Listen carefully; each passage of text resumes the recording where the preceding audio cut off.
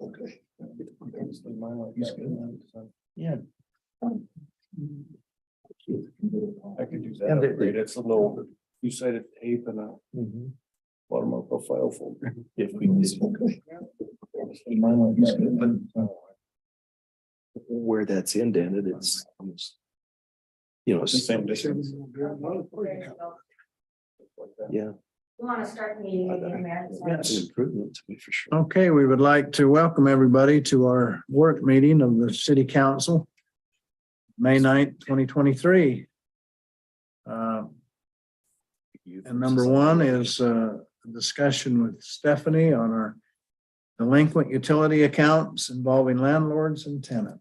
So you got your speech ready again? Sure. Okay. Stephanie, may I ask a favor before you begin? Okay, so walk me through this. So I'm coming to town and I'm going to rent a unit. Okay, so I come to the city and I want to get hooked up with the utilities, correct? And that's this 75 and 75 deposit I pay? Yep. If you're in an apartment and you only have power or power and sewer, you'd only have a $75 deposit. But Okay, if you have a unit that has power and water, we'd collect the $150. okay, so then I leave. I walk, I move, I leave that apartment. Then what happens? We final bill the account and apply the deposit that was paid back to the account. Sometimes that creates a credit. So we pay them out for what's left over after applying it to their account. Okay. If their bill is higher than what the deposit is, we apply the deposit and send them a final bill for the remaining amount.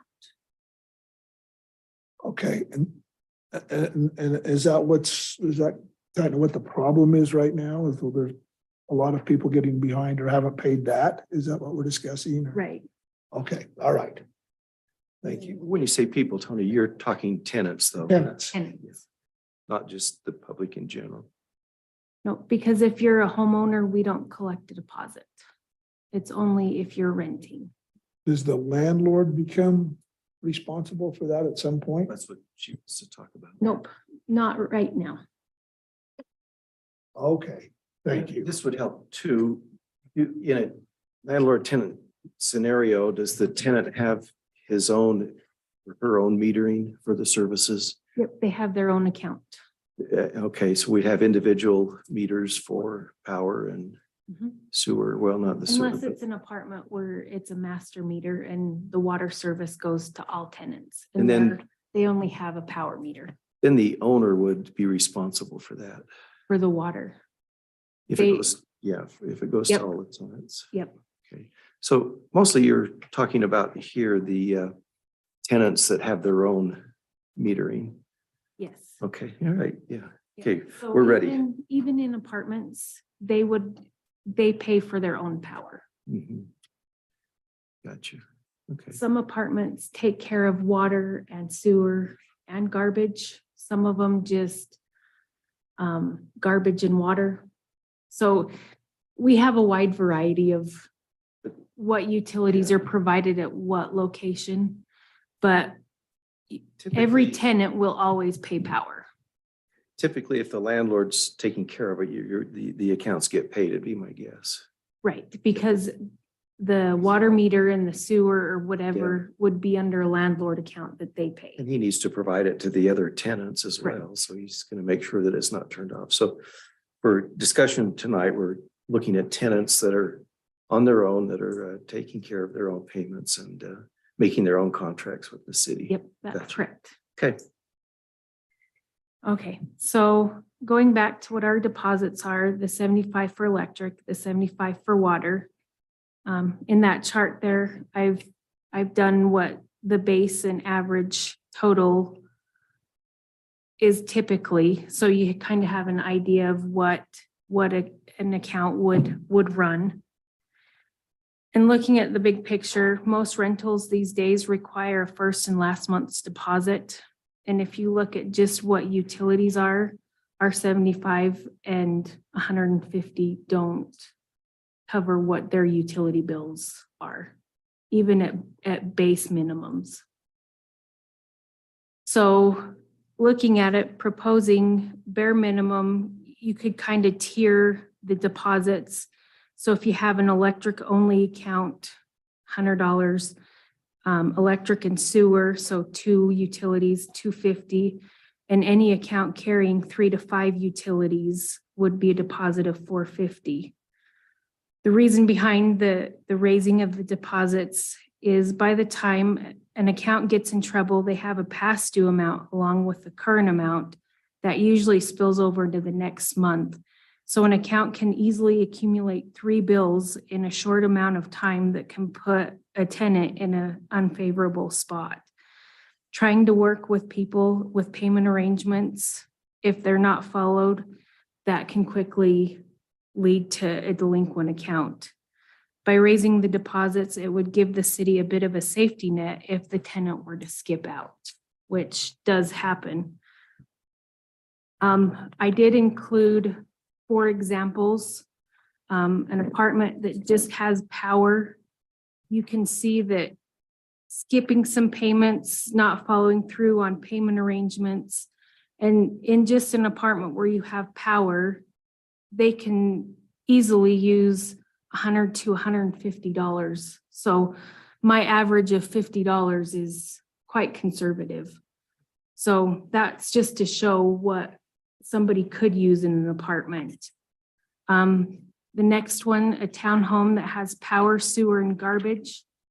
This tenant had moved in, never made a payment, skipped out. We applied the $75 deposit, and you can see in a matter of from February 23rd to March 31st, to April 22nd, when she moved out,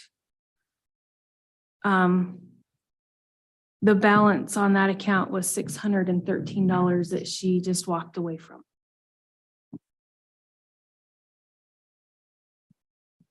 When you collect a deposit, the sole purpose of that collection is to cover delinquent accounts. It's not, none of it's spent for starting up or turning off power. No, our setup fees are separate, and you can see that first line item on February 23rd, charges and credits of $30.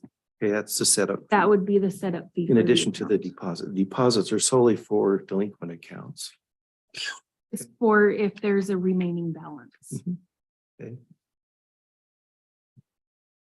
The third one has power, water, sewer, and garbage. This was an apartment, and it's under the payment amount column where it shows the parentheses, those are returned payments. So it shows that they're trying, but they're getting returned. And then there's a couple month period where no payments are made because they didn't follow payment arrangements. You get on them, they make partial payments, and you try and get them back on track, and then they skip out.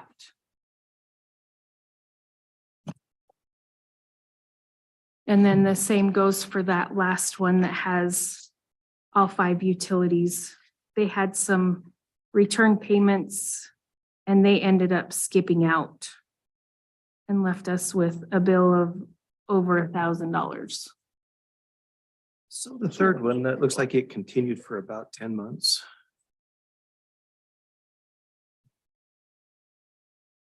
So Off and on, Steph, if I can chime in too. So when I first got here, we made a lot of progress on how much was past due, and Steph does a great job of balancing that, working with people.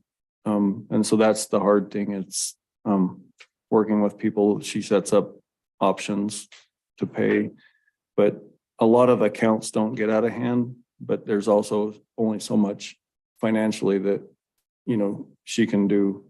So like a deposit to put down, it's like if you're paid in full, the reason to pay in full is to get your deposit back. And if the deposit's so low that it's easier just to skip on your bill, You pay less skipping the deposit. Yeah, by a long ways. Like it's not even a thought process. So even if it was, hey, we shut them off the same month they were delinquent.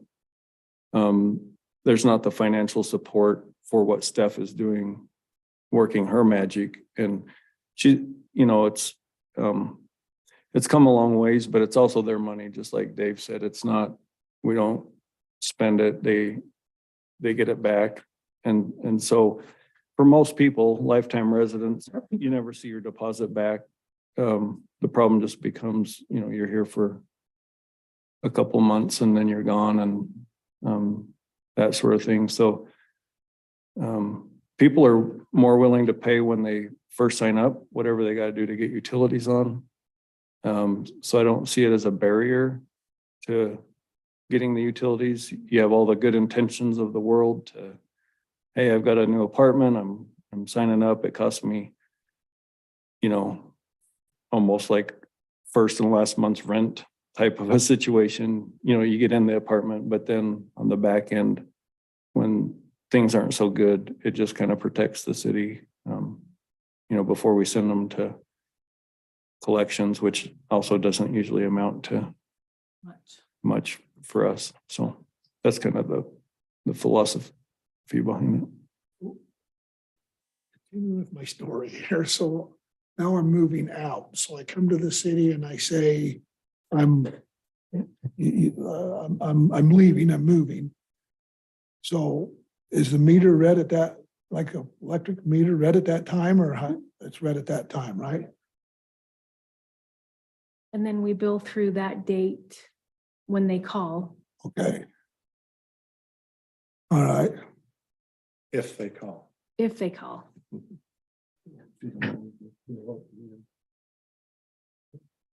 The other thing to consider is like this back page of 1,045 on the balance, that goes right in the taxpayer.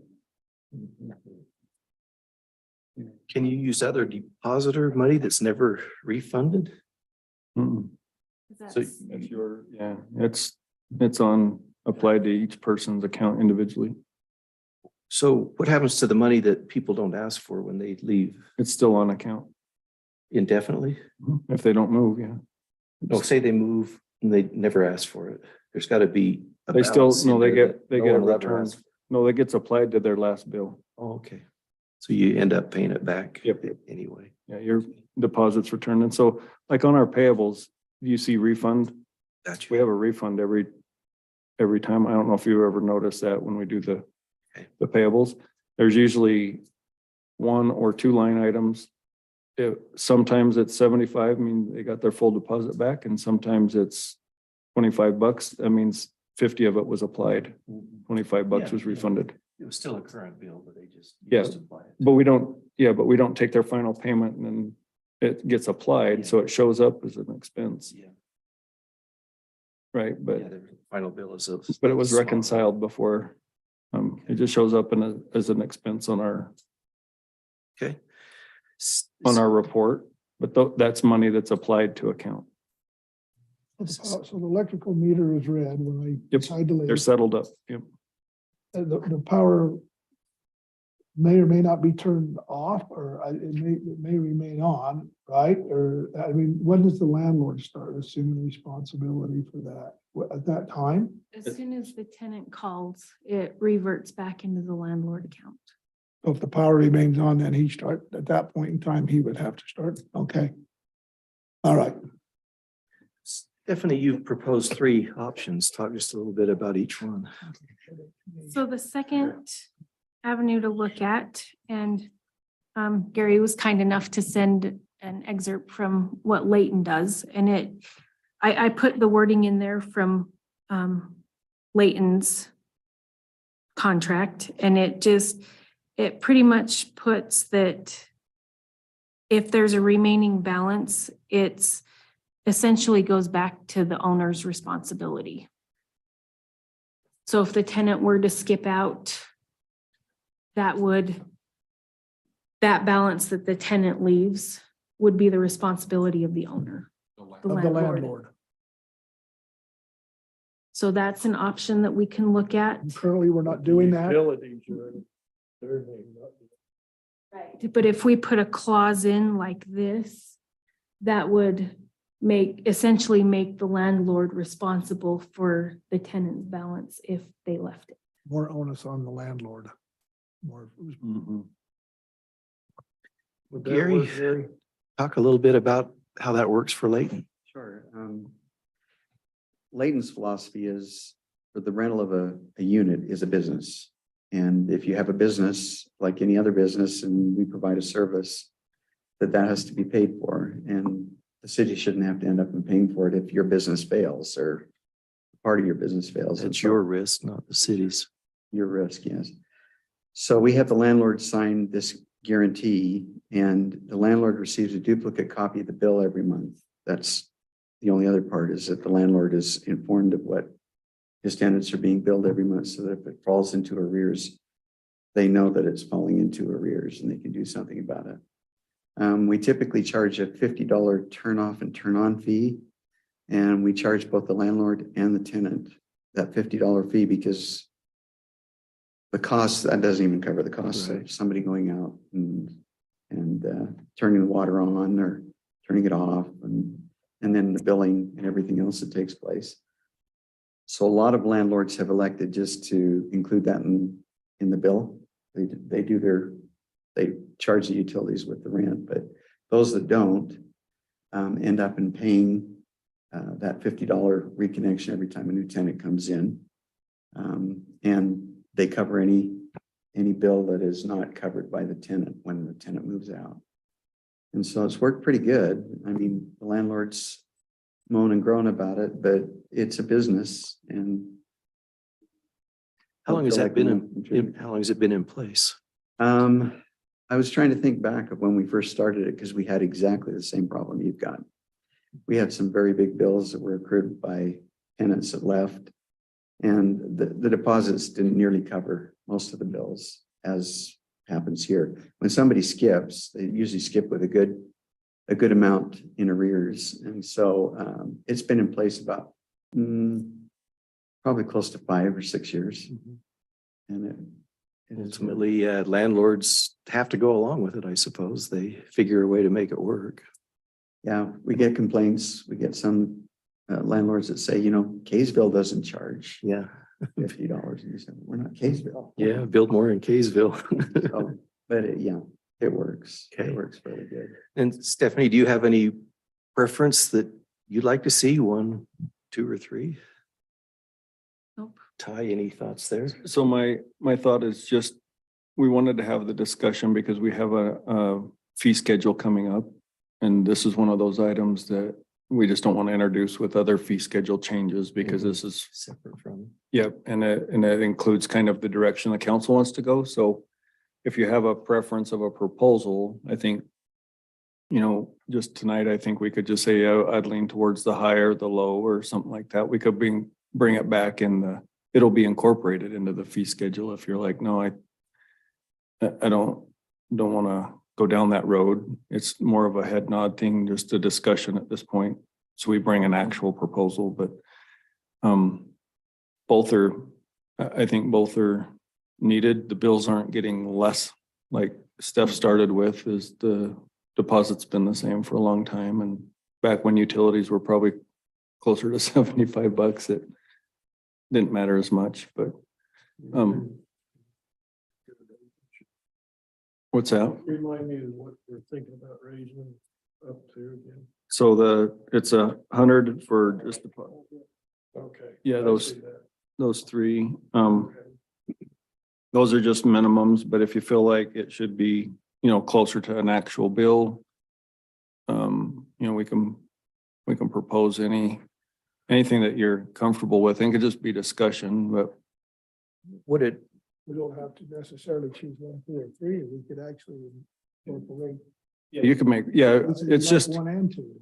but Steph's proposing this as minimum, right? She's just saying, I don't see it working for less than that. And it's a combination of that and are we willing to explore the landlord arrangement? So one's the deposit. If it's deposit only, that's a good, we can know which direction to go, but if it's deposit and let's make the landlord accountable. You know, that's some other feedback that would like to just kind of hear the different, Or could it be both? yeah, that's what I'm You know, saying. just both. Increased deposit and accountability. Yeah, but not knowing if there's, you know, political will for it or if you see it differently or whatnot. But one item or one element that hasn't come up in the discussion is making the landlord accountable. Also makes it, I think, a benefit to the landlord as they're working with people that are also behind on rent, how long they leave them in before they take action on. Yeah, if it hurts. It's an the pocketbook incentive. more, it may Yeah. cause a different action. Yeah, and we've worked through a couple. Steph and I just work, usually I don't get involved unless it's like, you know, give me your boss who's above you Yeah. type thing. And, you know, we go through those, but one of them I suggested, you know, I always do that too. I'm like, well, why don't you just check with your landlord, see if they'll include it in rent? Well, I'm also behind on rent.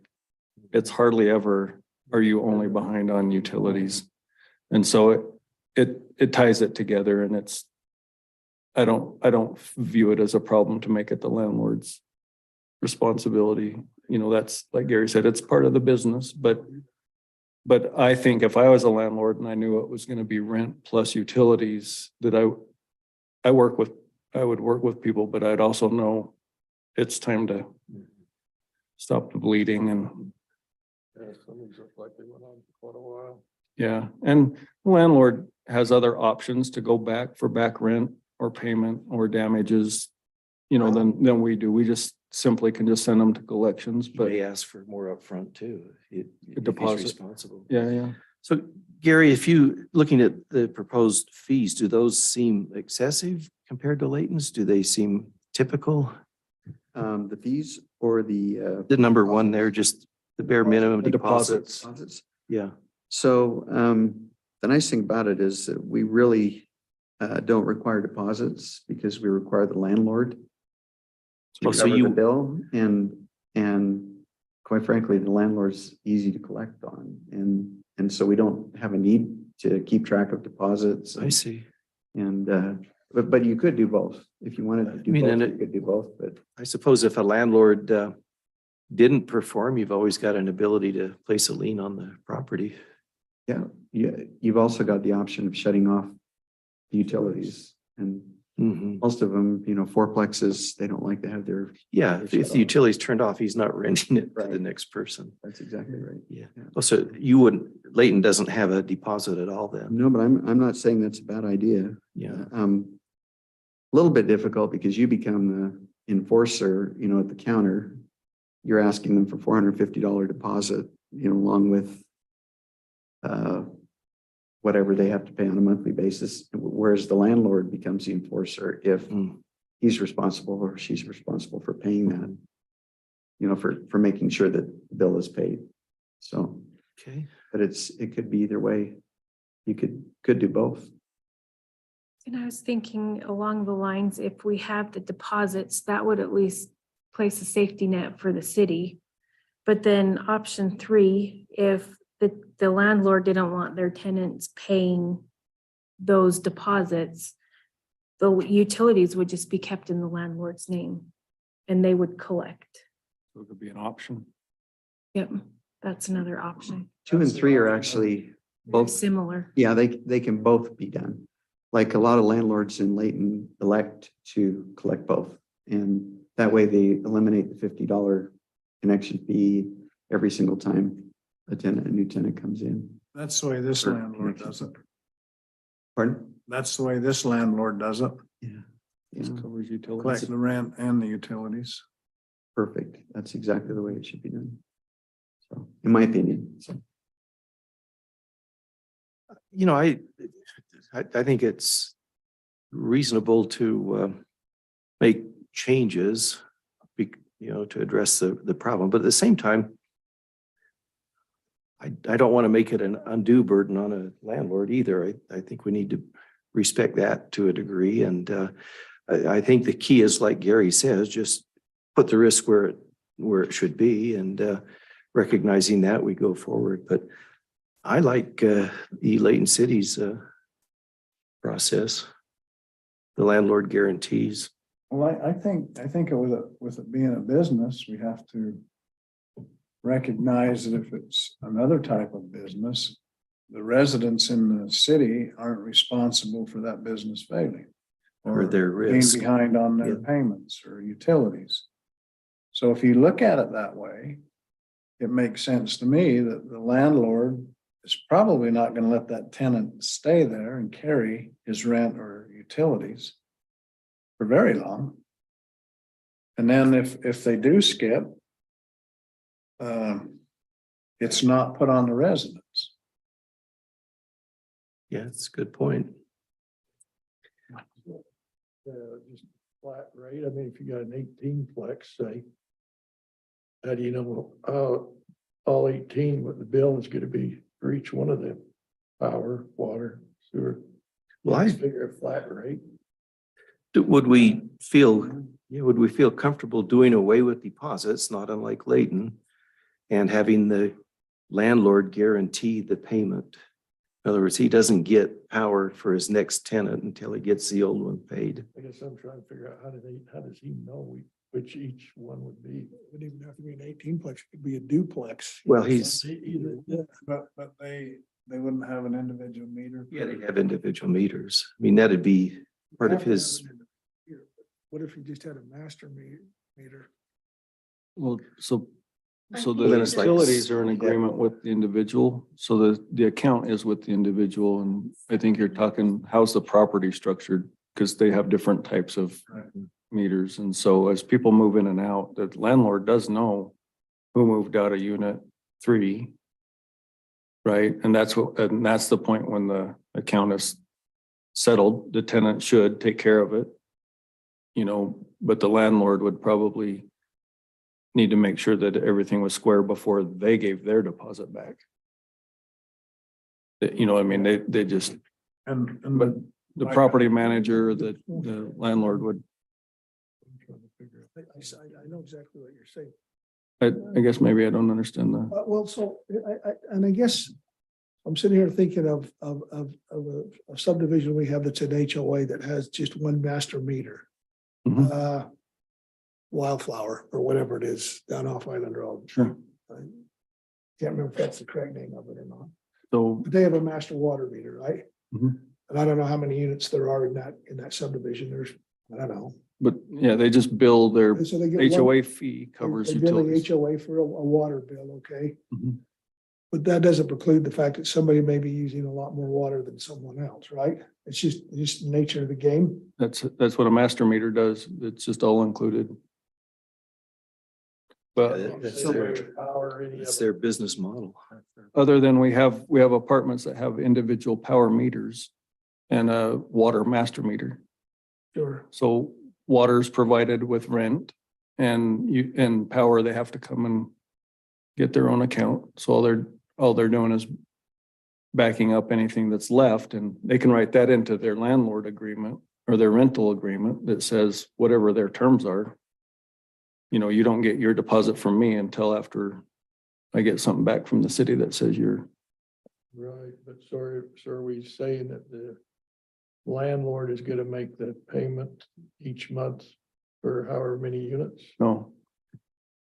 Just gonna make sure that they get paid? When they leave, On no, termination. no, they don't make, they just make sure that when that tenant moves out, that they've settled their bill with the city.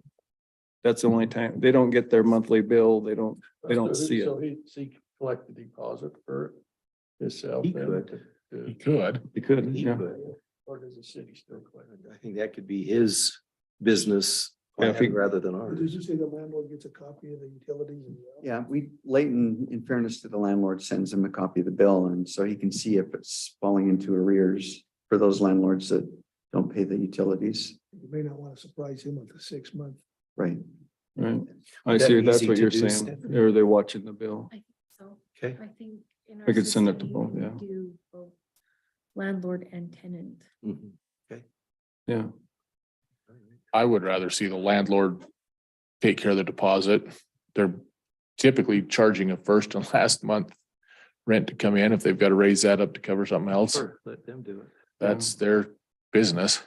It's And it part of their usually, model. yeah, and usually that doesn't get paid back till cleaning fees Sure. and damages, right, Part that of all you go of it. through and you gotta replace blinds or whatever, and so that's just. That's pretty steep. So we could, we could do that and just say it's up to, there's an option if they want to see the bills. Some of them might not want to be overwhelmed with watching all the bills, and then some of them might say, well, if I'm gonna be responsible at the end, I'll just include utilities and bill them, bill them myself. So Ty, on the city part, if we eliminated deposits and had the landlord guarantee, what does that do? Is that workable? Sure. And Stephanie, could that be you see any flaw in that? Okay, Probably a lot less flaw than what you're saying now. Right. Yep. are any problems? And then again, that'd model it more like Layton's. I guess one question would be then is how does it roll out? How does the new program roll out? Is that, That's a good question because Just right on- now you've got landlords that are not informed. This is the way. Right. It'd just be on new connections, new accounts. yeah, just on new connections? Could you do that? Sure. Yeah, just have a Yeah, I like that. landlord agreement with every new. I like that. Yeah, they bring it back in before they get service. Stephanie, if option number one were in play right now and had been for the last couple of years, those fees were in play. Where would we be right now? Do we still have some that would? So to give you an idea, at the bottom of that page, in 2021, Yeah. 5 accounts were sent to collections, so the total amount plus collection fees was the 1,684.07.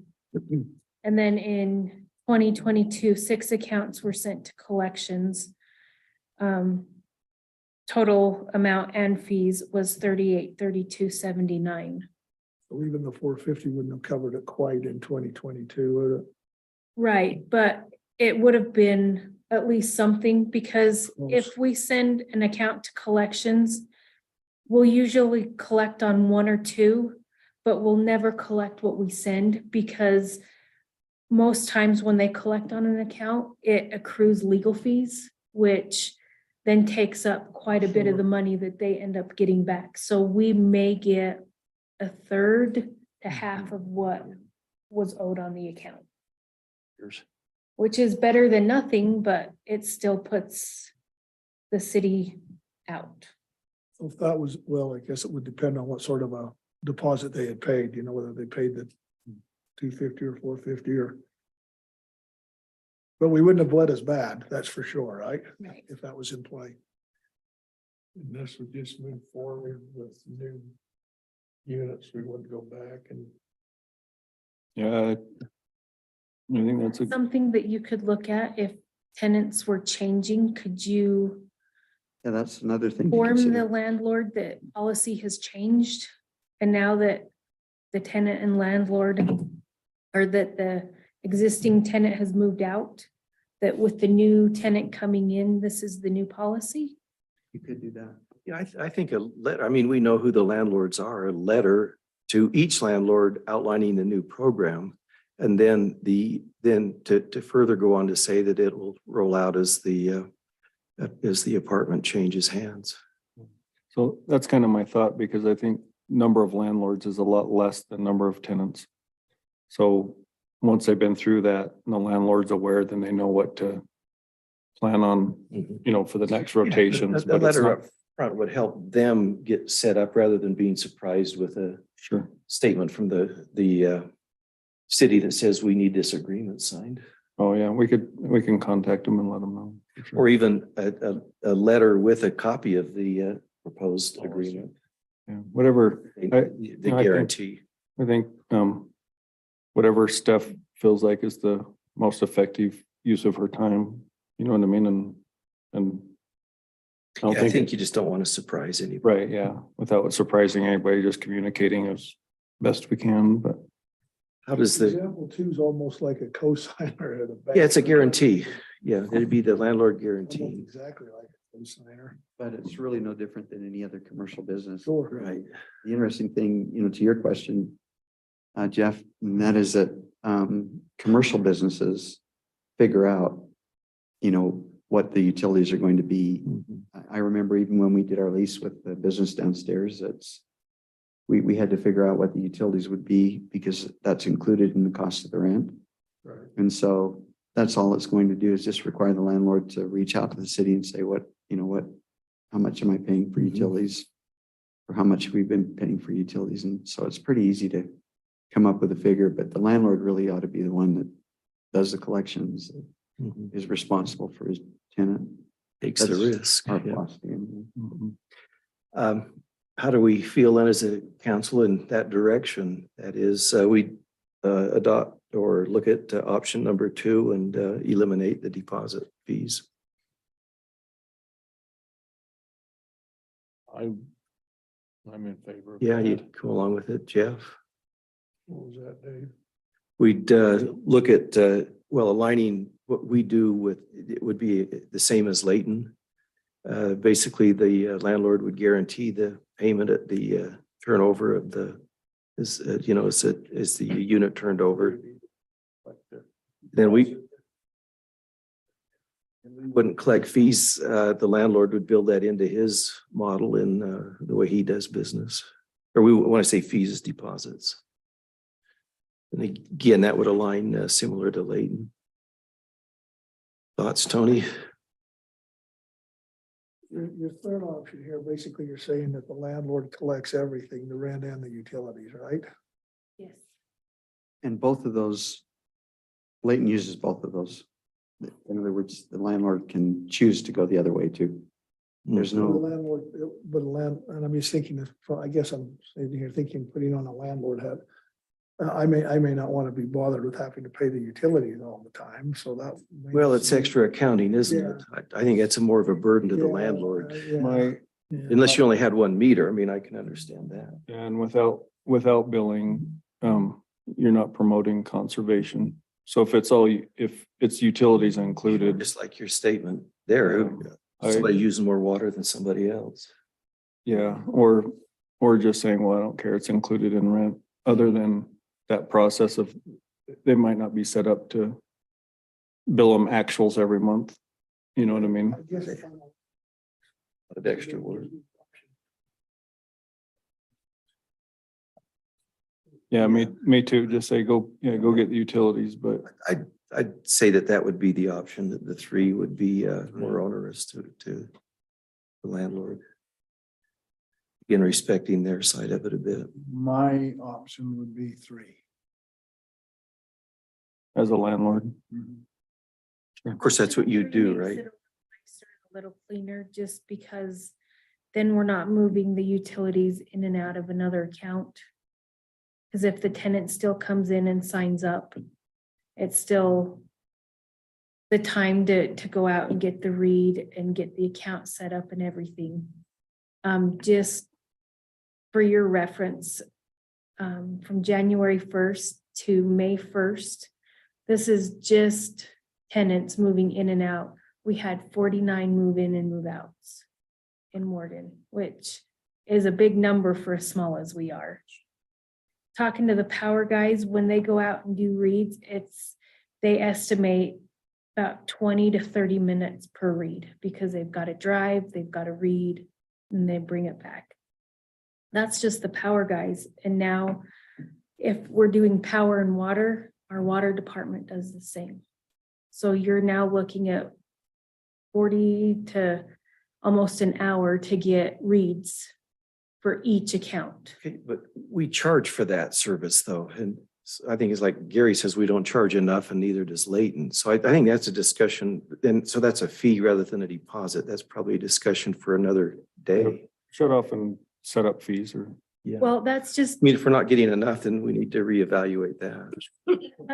to give you an idea of what it takes for an account to move somebody in and out. Yeah. It really wasn't with the fees or anything. It was just to kind of give you Mhm. background. Yeah, and we need some compensation for that. But with one comment is with 2, and it gives the landlord an option. One of the things is the reason a building was built with individual meters on it. And then go back and tell them your only options to master meter it Right. or handle it yourself, kind of After It's spending con- that, making that expense. to Con- separate it. contrary to the way on the building side, I'm just saying, Yeah. like, you require individual meters. And so I don't mind as an option, right? But And I guess. guaranteeing payment I seems, guess that was my thought process is too. Number two is if I'm a landlord, do I want to handle 10 or 12 or 15 utility payments? Yeah, Separately. I don't think they And would. Maybe I should be looking at it from the landlord's, point of view. Maybe I should be looking at it from the city. Probably should, but I mean, I'm just thinking, what's Well, the and consequences here? I mean, it still happens and we still process them. I think the big deal is just not getting stuck with a service that we The you know, backhand. didn't provide. And so you know, once you make that change and they know they're responsible, they might say, I'd rather just handle it myself. But if they know they're responsible, there's things that you can do in your own rental agreement to account for it. You can do your own background checks, you can do your own deposit, you can do your you know what I'm saying? It doesn't. I just kind of personally have a problem with saying you got to put individual meters on your building during the building permit process and then saying, no, but Yeah. you're a landlord, so you got to, I think that's a little bit of a heavy hand, just. it might be seems an like that. option, right? Like the mayor said, his preference. And I Sure, think then two, let the landlord do that. I think 3 is always an option, but to force it is a little. I think it's a little bit of heavy hand. You rent how many units, Steve? You just have one. Yeah, but so- I've had others in the past, Yeah. business Sure. things, but it's, I mean, if we're talking 40, but it's that's- still. there's a it's- difference it's between their that. and just one. business. I mean, And that's why on number 3, I excluded apartments.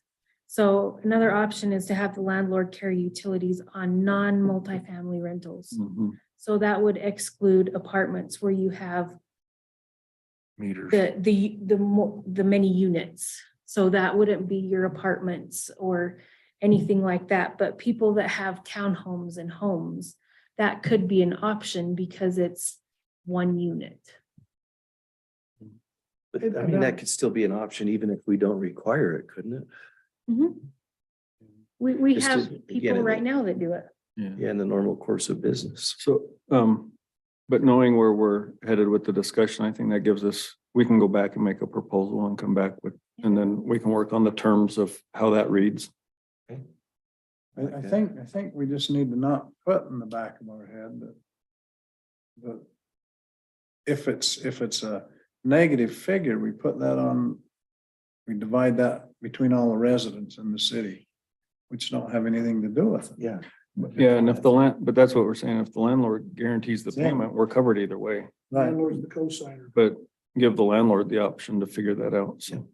and you would find a landlord not near as patient as the city is. Yeah, I agree. Oh, yeah, for sure. I Well, legally, I guess, Gary, think you'll, if, like you said, you'll get action sooner rather than later. if you went to option 2 and it fell back on the landlord, again, as a sort of a co-signer, payment still wasn't made, I suppose there's some legal ramifications there as well, right? Service. I mean, in addition to that. Or you could collect, you go directly after the landlord who you know where he lives. He's broken a contract. Right. Well, if got it's some tied, to that account, it's just like anybody else. You just don't get turned back on until your account's So it's brought caught up. up. It does. Yeah, number 3 is just an automatic option anyway. Yep. Wouldn't be. Yeah, I think worst case, you could lien the property. Isn't that a fair statement? You'd have to convert it to, you'd have to go to small claims Okay, and convert it to a judgment and then you could lien it. get a judgment there. Well, bingo, but nonetheless, it's Yeah, it's exactly. a worst case, but still an option. Well, and if you was going, had a new tenant, you couldn't really let that happen until he made the bill correct, right? He's without water until he does. So he has a real big incentive to get that paid. All right, there's some direction. Okay, It's a good discussion. yeah, good discussion. Thanks, Stephanie, for your homework there. Okay, with that, we're not gonna have you just hang around. Is Ro got your dinner ready? All right. So we can actually excuse you. Thank you. Do you need anything on the other two? The short-term rentals? So I'll probably just take that one too in 4 minutes. But you can sit for 4 minutes and you might have some input. So let's hurry and move on. Sit there as long as you want. Number 2, short-term rentals. It's, so this is just another general question. Tony had brought up a concern that he had in one of the prior administrative updates.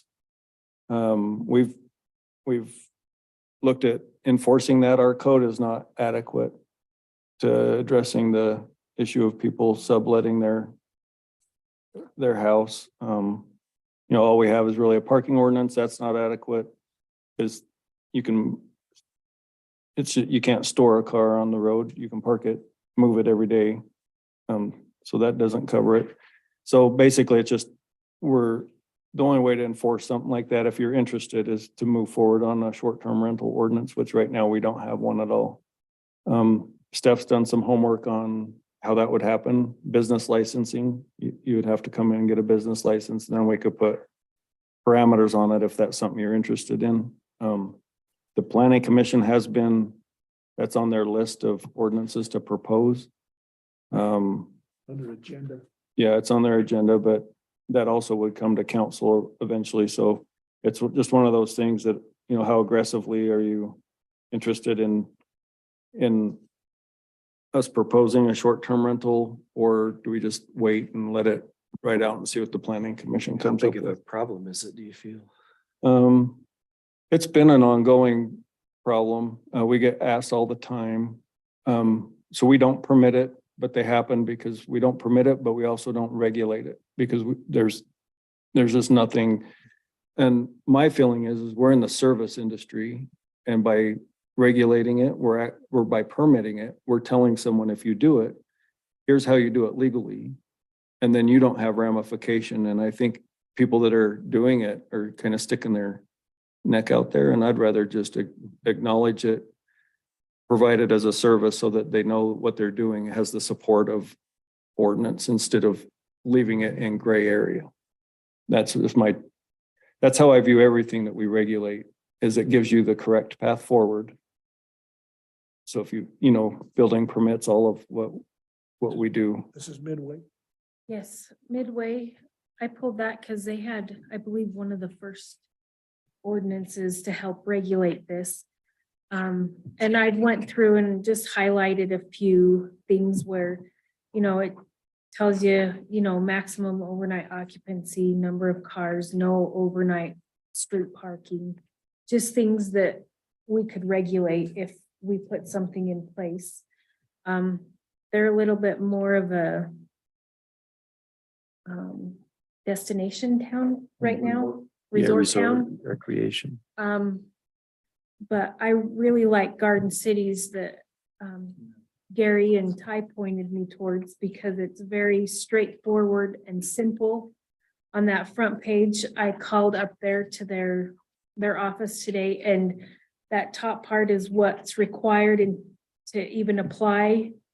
They've updated their fees this year, and then she just put a side note that the fees cover the software and the staff time, and they've needed a lot of code enforcement on short-term rentals, just because they're posing a bigger problem So just for their residents. for consideration, I'm going to add one more to your list there, Stephanie. Weaver County just recently passed an ordinance regulating the same.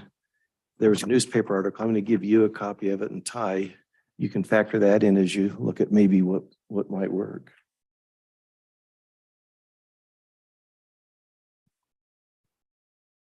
Well, I agree with you, Stephanie. We're not maybe the vacation destination of some of these cities that we're discussing, but it's still, I think it's something that we probably ought to. Probably have in place, huh? Yeah. We need something in place. Because you want to protect your residents, And your city, right? and your city. Well, it's like Ogden says there in their statement, you're protecting residents, but you're also respecting the rights of property owners. Right. You got to balance it. You got to do both. And they figure that they've done that with their program. So we're interested. Is that something you'd like us Yeah. to escalate or just wait for the planning commission? It's somewhere on their agenda, but I don't think it's a priority right now. Yeah, it's going to become more important as time goes on. Yeah, I think there's two channels. There's two path forward and we can do it as staff. Get ahead of it and then, take it to planning commission and then back to. I think we need to move on that personally. So I think that's what we do is work on it through the business license route, not so much on the land use route, and then just get their blessing on it. So I like it. Thank you. Okay. Thank you. Gary, we didn't get much time for training, but There's always snapping on the train. No, we're good. We're good. I think you get enough in just some of the questions you ask, so I appreciate that. We've reserved some time at 10 to midnight for you. That's good. We set it aside. a work meeting.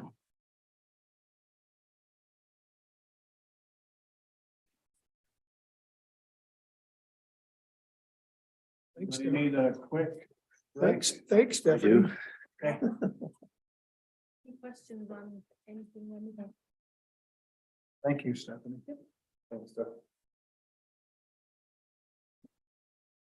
Well, maybe so.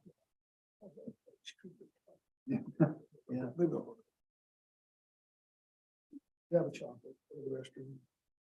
Was Dave leaving? Yeah, he's beating you in the He's bathroom. out of here.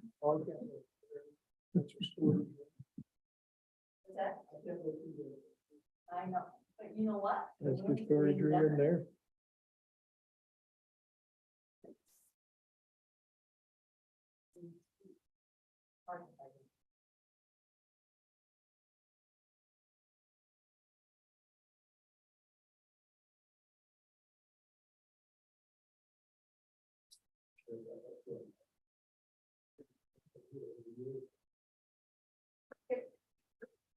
Thanks, Jeff. We make it as confusing as we possibly can for you, Jeff. So.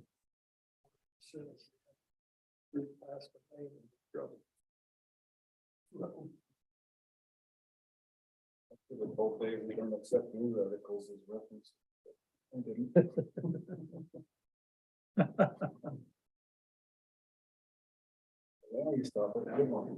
No, because it doesn't stop. Oh, yeah. I'm just- Did you know that? You two, Jeff's okay to say a prayer in the pledge? You bet. Which one do you want to do? Don't matter to me.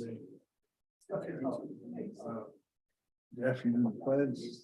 Jeff, you do the pledge? Okay. However we can help you out, Mayor. We're damn happy to do it.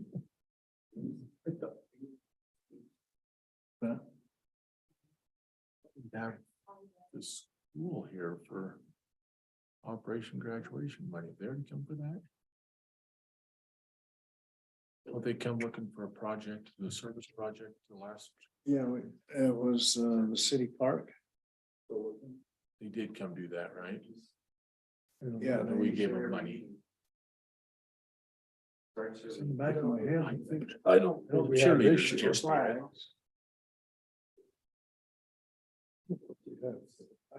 Whoever they called. For that city park project.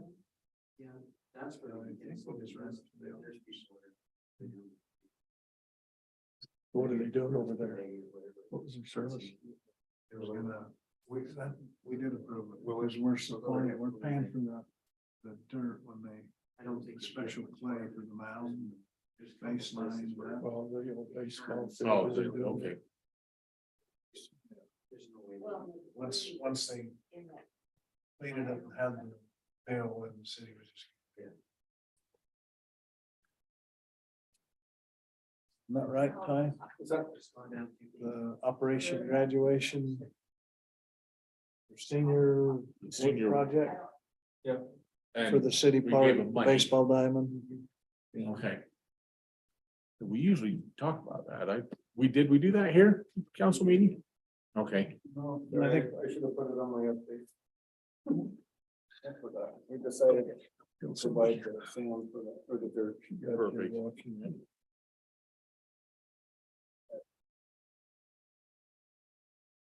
Okay, welcome to Morgan City Council, the general meeting.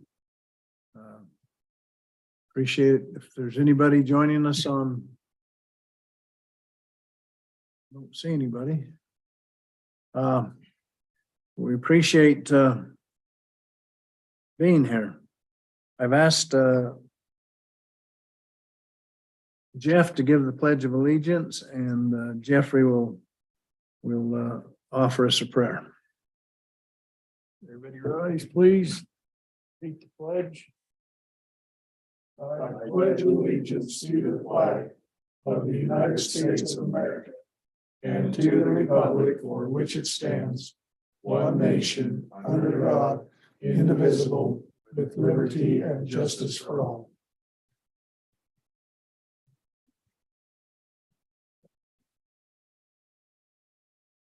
Our Father in heaven, we're grateful for the beautiful spring day that we have here in Morgan and for the opportunity that we have to meet here in the Morgan City Chambers to be able to discuss the needs and the opportunities that arise here in our community. We're so grateful for this valley that we live in and for the people and the friends and neighbors that are here. As we make the decisions tonight, help us to be mindful of that we'll be able to make the decisions that will be beneficial today and for future generations here in this community. We're grateful for the city and the county residents, and bless as we are working through the springtime that we'll be able to be there to support one another through any flooding or any other natural disasters that might be coming our way, that we'll be able to be there to support and lend a hand. We're so grateful for all that thou hast blessed us with. And we say these things in the name of Jesus Christ. Amen.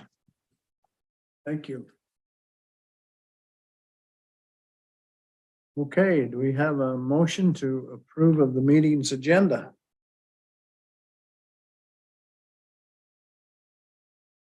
Mayor, I'll move we approve the meeting's agenda.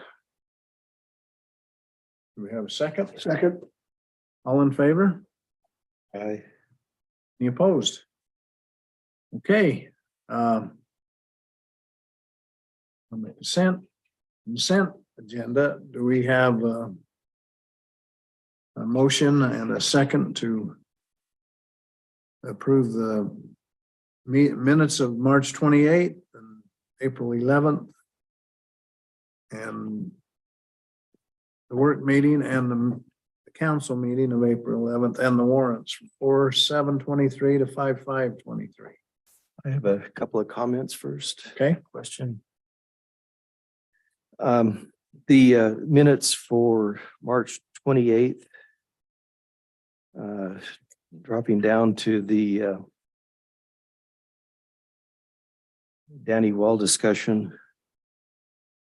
About the middle of page 6. In the middle it's 1, 2, 3, about the 5th paragraph, the paragraph in the middle there. Middle of the paragraph, it says the city engineer had requested the road to be public. That should be private.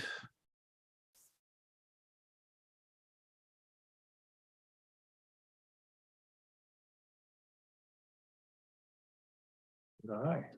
And then work meeting minutes of April 11th. Gary, you provided some training, but you stated changes regarding subdivision approval that the city ordinance needed to be amended to comply with the new requirements. Is that process in the works? Yes, we're all. Okay.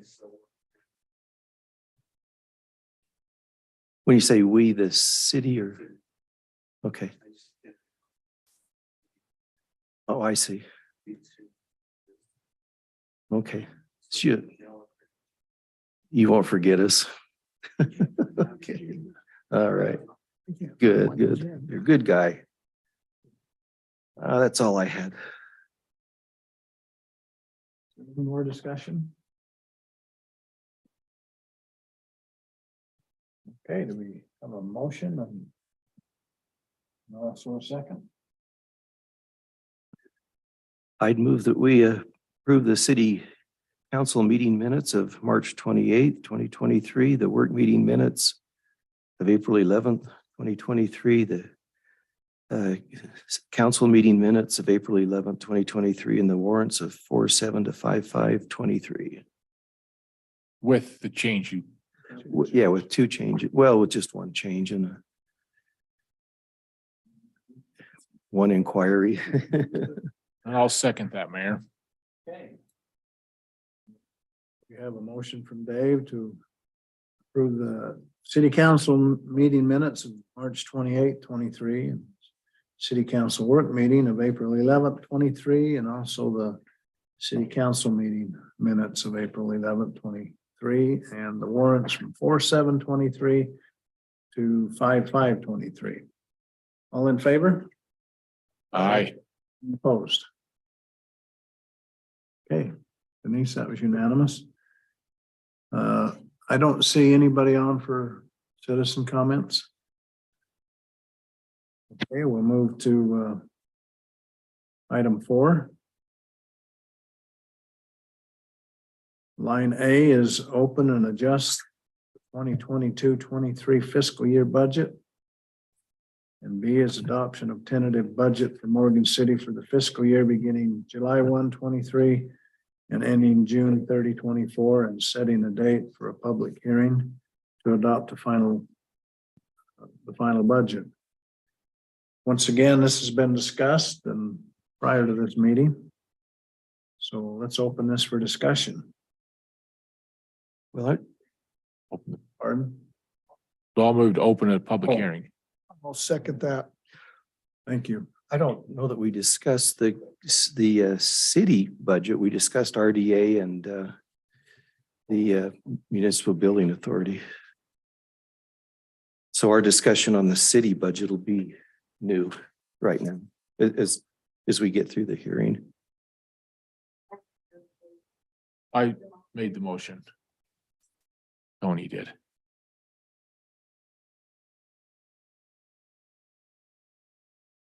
Okay, Has there been a second? Tony did. Okay, all right. We'll do a vote, huh? is there any more discussion or we're just ready to vote? Okay. We're voting on opening the public hearing? Yes. Okay. All in favor? Aye. Any opposed? Okay. Now let's have some discussion on the, Now we can close the public hearing. There's Any no public public? comment. We no can close- public comment, right? Yeah. Nobody on there. Okay. close Sorry, the- guys. Close the hearing. So I'll just make a motion that we close the public hearing. We have a second. Second. All in favor? Aye. Any opposed? Okay. You got, that was Tony and Jeffrey? Okay. Let's move to line 5, active agenda. Item A. Aye, Yeah, maybe turn it over to some explanation. I start us out, huh? Yeah, so, in your packet, I provided just some budget notes. Kind of like what I did last year, just I like line that, item thank by you. line item, and Well done. it's not everything, but these are the notes of those line items that have been adjusted and kind of the reasons why. I'll just make a general comment that a lot of this year's budget has to do with timing. We've received several grants, well, not several, a couple grants. And there's some of them that we had paid for last year, but got reimbursed in this budget year. And then we have another grant that we received in this year that we're going to be spending in next year. And so a lot of the major movement in amending the budget is just to account for the timing difference. So we're just talking amended budget right now, and a lot of them are just have been moved to reflect actuals. Some of the significant things are building permits have essentially stopped. This year, it's one of those leading indicators, I think. An economy change. Of what's, well, and it's also, we have a pretty good pulse on, we haven't permitted a new subdivision for quite some time. So once they're built out, we're kind of in a lull. But overall, pretty,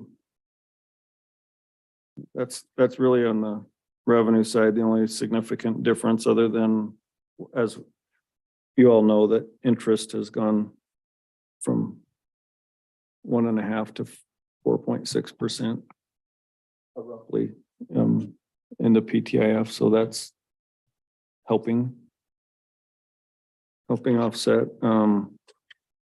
Then on the expense side, just a couple of big changes as we have the bridge and the road project, the Young Street Road project. And since the county adopted the local option sales tax, we're also going to receive additional revenue in the next year, but we really haven't had a way to account for that in multiple years. So in the capital improvement fund, we now have a local option sales tax line item. And in capital improvements, it's a lot easier to leave money there year over year until it becomes significant amount that you can do a large project. In the general fund, our problem is having a general fund balance that can't exceed 30% of revenue. And So this comes out of that percentage. so at the bottom on transfers, we're transferring a little over $1 million from general fund to capital projects. About 500 and some thousand of that is just local option sales tax to pay for roads. So hopefully you've read through the notes, and I'll just entertain, individual questions. I had to ask Denise what lost was. It's lost money. It's the black hole. It's where money goes to What is lost? local option sales tax. Local sales. You need to put some subtitle. So on that, I, just a question on that, Sure. Ty, it said that the revenue decreased 110 because of an adoption delay. Is that an error on the county's part? Well, no, so it's not an error. It's just that our projected budget was higher because they were entertaining adopting that local option sales tax, but I wrote into the budget assuming that it was going to happen. It did happen. It just happened at the very end. So if they would have done it sooner, We we would have all benefited from additional right. revenue. Correct. Yeah, we would have been. And some of that's because there's a delay on, they adopted it in January. They don't start collecting until July. So we won't see any of that additional revenue until next budget year. And the next budget accounts for that. It's about a $70,000 increase. Yeah. Well, that's unfortunate. Yeah. But we're glad that they did adopt it. The local option sales tax at some point. But they actually did it. Yeah, they did. Yeah. Is it It was a challenge just getting it done. right? Correct. Gotcha. What? Mayor, Yes. I went through this and I marked a few things up. Okay. Do you want me to go through it now or should I just sit down and try it sometime? Let's go through it. So I would rather do the amended discussion now. The tentative has, if we can get through the amended, the tentative, we still have time to make adjustments before final. Okay, so Does that make sense? mine are a little of both, so. Okay, no, I'm okay. Let's do it. It's only And 7. I apologize. I don't mean to sit here and take Well, it. then you got money too. Okay, yeah, let's let it rip. Don't mean to take. So Dave, you pay attention so you don't ask the same question that Tony's already I'm asked. gonna go to sleep. Hey, are we on 2023, you two? We're on the same year. Dave and Tony's been Oh, yeah, leading this from the from previous like 3 motions. years ago or something. So Pay attention. so Tony's gonna take the lead, Dave's gonna pay attention, and Jeffrey's gonna referee. Okay. I like it.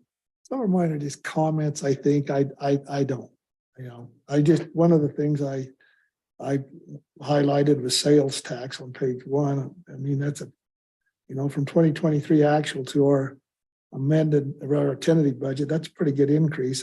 I hope that comes to pass. Transportation, the next one down at 31310. So that 222,000 actual. And our budget now says tentative budget is 350,000. Is that part of that local option sales tax on transportation? Is that the increase that Yep. you're seeing there? Yep, that's exactly what it is. And so on sales and transportation, there's a 3-month lag. So even though where we're at now, we've only reconciled up till March. So as those payments get made, they go into a revenue account, but until the accountant reconciles, it doesn't show up. And so where it shows that we're 962, we have 3 more months of revenue. And the projection still to be at 1.25. Okay, so, and then right down on 33350, the grant revenue at $218,000.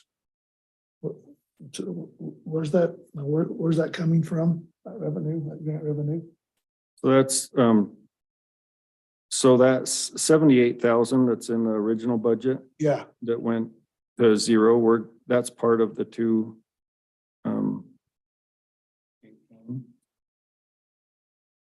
For the next one, and then where did I put my notes, just to make sure I don't mess it up? No, so the other one, the other grant revenue is 140,000 in the planning grant. grant. Yeah, so we got a downtown and trails and park plan grant that will come in next year's budget. So it's roughly 140 plus 80. Okay. Okay. The other one was just something I found interesting, was it's not a big deal. It's down under miscellaneous revenue, 36600. Well, we had in 2023 original budget, $120,000 for park impact fees. Was that, that seemed a little, now we're down to 5,000 on park impact fees. I was just wondering why we had that so high on that budget amount so high in 2023. Yes, so the 2022 amended budget is actually pointing at the original. That's the report came out wrong on the 2022, and our amended budget was closer to 120,000 in the previous year. So it's just based on what we did in the previous year. Okay. And that is in line with everything with development, number of permits stopping. So even though we over projected, we're still well below we're well below budget. We're under budget, even though it was over projected, if that makes sense. Then another one I had was, we had it on your sheet. You said, and this isn't a big deal at all, but you had to somewhere I highlighted it. You said the burial had increased by $5,000. Did we discuss that not long ago about in increasing those fees for overtime costs on burials that would happen on holidays or Saturdays? And we had that discussion not long ago, didn't we? Yeah, we talked about it. And then, You mentioned it in your. yeah, and Did we sort of rectify that? Did we put a new rate schedule in? we haven't yet. And so that Okay. could be part of the new fee schedule, but even with the new rate, it's still contingent on numbers, which is impossible to No. know. Sure. Yeah, so it's still one of those huge variables of, Numbers of participants. yep. We had a lot of participants this year on burials. And they're all on the weekend, so Yeah. we'll review that on the fee schedule. Okay, then I'll go to page 2, then I'll take a breath for a while. Page 2, community and economic development. 46,480 economic development, 23 actuals, 21,000. We've got a tentative now of 80,000. What's driving that up? Well, so our original was 80, but we Yeah. only spent 21. Some of that's the train depot building. Okay. I mean, I realize we didn't spend anything what we budgeted, so I was just wondering.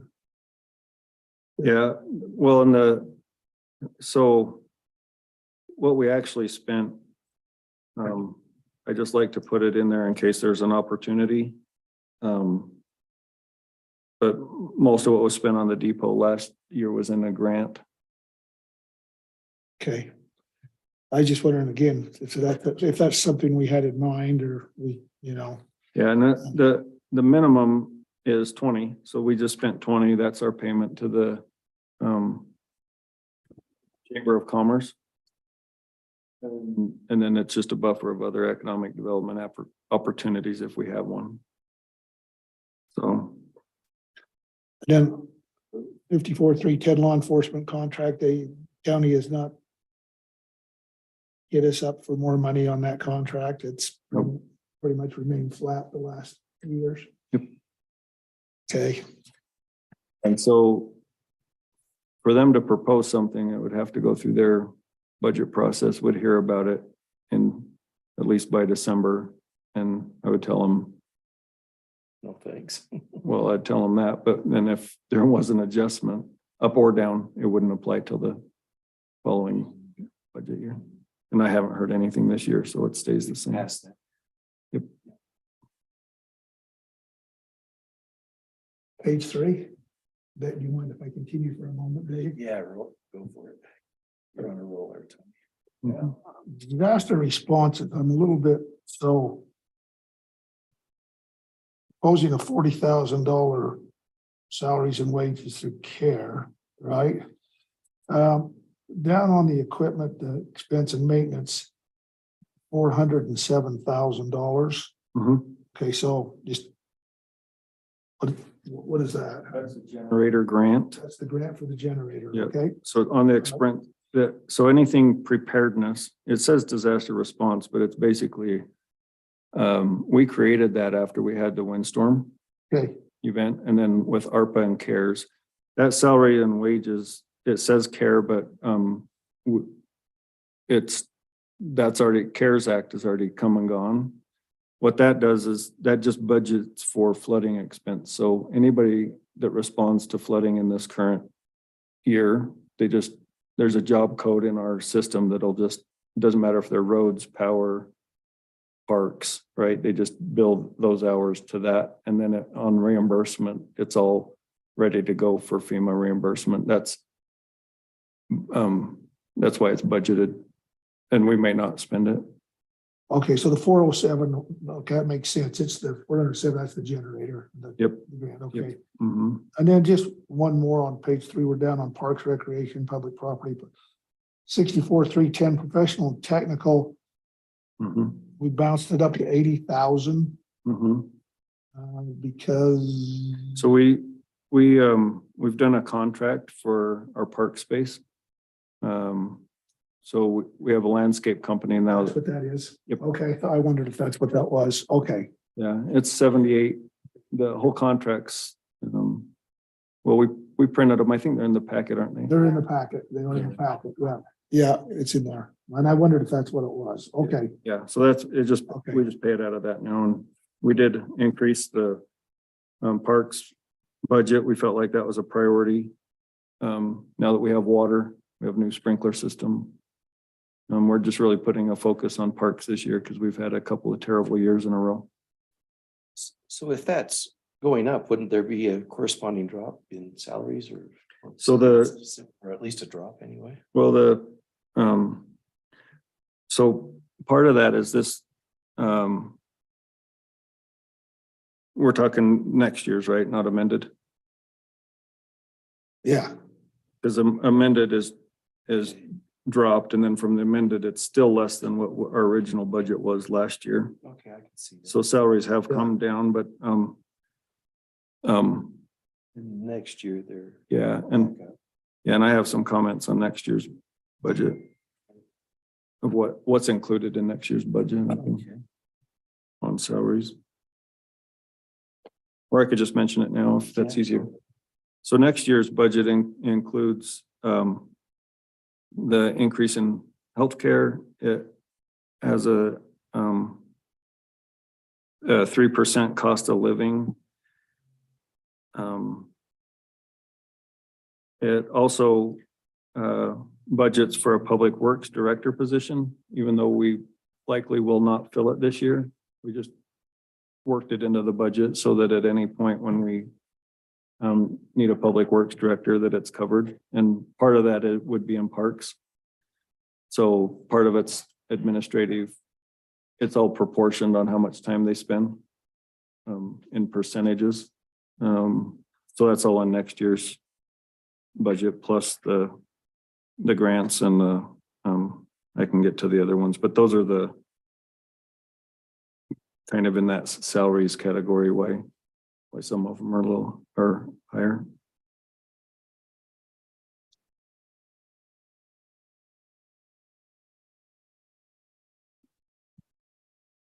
Okay, thank you. I have a couple. Are you done? I'll give it a full today. Go ahead. I thought you were finished. No, I'm okay. All right. I don't want to take everyone's time up. So on revenue on sales tax transportation. I'm just pulling your chain. That was Tony's first question. No, his was sales tax in general. You can cover No, the same line item with a different I think question. maybe the second question was transportation. Yeah, it was second, but Yeah, as long as you ask a different question, we're good. okay. Building permits, that's interesting how those turned off as quick as they did. We'd expect the same for the coming year. Mhm. Yeah, just no, not a lot of activity, and just because we don't see the new subdivisions coming online. Yeah, and if it changes, then the nice thing is revenue and expenses will increase accordingly, and it'll just be part of next year's amended budget. Commensurately, aren't they? Yeah, but currently based on the, subdivisions that's out there and the timing of when they finish, they will pick up again at some point. You had a total revenue figure of increase of $705,000. How much of that was grants? In the amended No, this would be the proposed. for the proposed. Well, it says amended, but the 2023 June. It'd be this one right here. On page 2. Of your notes. Oh, so that's the current year. So that's the current year. So most of that is grants. Okay, So we increased. So like if you look under grants, in the current year, we had 0 for state grant sidewalk. Mhm. Because it was supposed to be the prior year. And then we received 609,000 this year. We also got reimbursed the CDBG grant of 462,000 this year. Compared to the original budget. So most of that is grants. Yeah, I think it's just important to note there that on the surface, it looks like a revenue increase, so we have additional money for day-to-day operation, but if it's grant money, it's spent on specific, it's restricted, if you will. Yep. On the third page of your report, the very first item, fire expense, increased 18,000. Was that expected? So it was an omission. So the county did not bill us in the prior year. Not at all? Right, and it's usually 18,000 a year. Okay, And they didn't bill us, and so I thought maybe that had gone away, and so I didn't put it in the new budget. And then they contacted me later and said, hey, can we get 2 years in a row And I said, well, we can No, apply the 18 to the prior year and then I'll put it in the budget. So that's why we just amended it, okay, but we have paid it, so. all right. It looked like maybe there was something else going on. Two more lines down, the planning, technical and planning services decreased 65 because our inspector became certified. Just, I think that's a pat on your back, Ty, for the work that you did there. I mean, Thank that's, you. we've saved that money, Yeah, doing more in-house. yeah, for providing that direction. Let's see. Splash pad down at the very bottom on parks, increased 30,000. That's an increase. What does it cost to run the splash pad? Probably about that. We didn't run it at all the year before. And that's just paying for water? Utilities, the power costs. We don't, Okay. yeah, it's not a water cost, it's power. Well, that's a lot of power though, isn't it? Yeah. For just a few months. Yeah. All right, that's, It's well used. yeah, I mean. So that, how do it you does, Do it. yeah, and it does have a 15-minute automatic shut off, so it's not that it Okay. goes indefinitely without being used. So. And then power rates are a little higher than they used to be, but. All right, I think you answered that one. That's all I had. Thank you. Jeffrey, how'd they do? Jeffrey's not awake. Same page, so. On the same budget year? Yeah. Yeah, it's always hard to answer one without going into the next year's. So right now, we're still on amended budget. And I'll just mention now, I provided this in these notes. They came after because it was a fire drill just to get the amended budget notes done and amended budget. And so these are more general and Ones that we got. these aren't line item by line item, but this new tentative budget, I provided more budget notes. So you can review those and we can talk through those in the next budget item, or I mean, the agenda item. But if you want to peruse that while we're, Just comment on the truth and taxation. You're expecting that to prompt a hearing? yeah, so yeah, I'll just answer that one on the next one. Okay. We can go through those on the next agenda item. Oh, okay. I thought fourth quarter, the city is 15%, the county's, I mean, the city's 10%, I'm sorry, right? I'm not fourth quarter sales tax. 0.1%. Okay, 1%, Uh-huh. but still that'll generate. Yeah, about 80.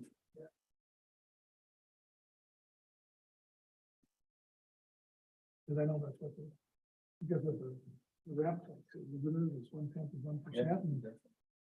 Yeah, that's for this county, I don't know. Fair amount of money, so Yeah. it should help. Mhm.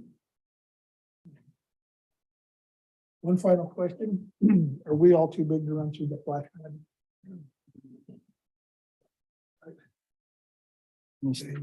Yeah, just make sure you're fully clothed. If you take soap, you're a trip and fall hazard.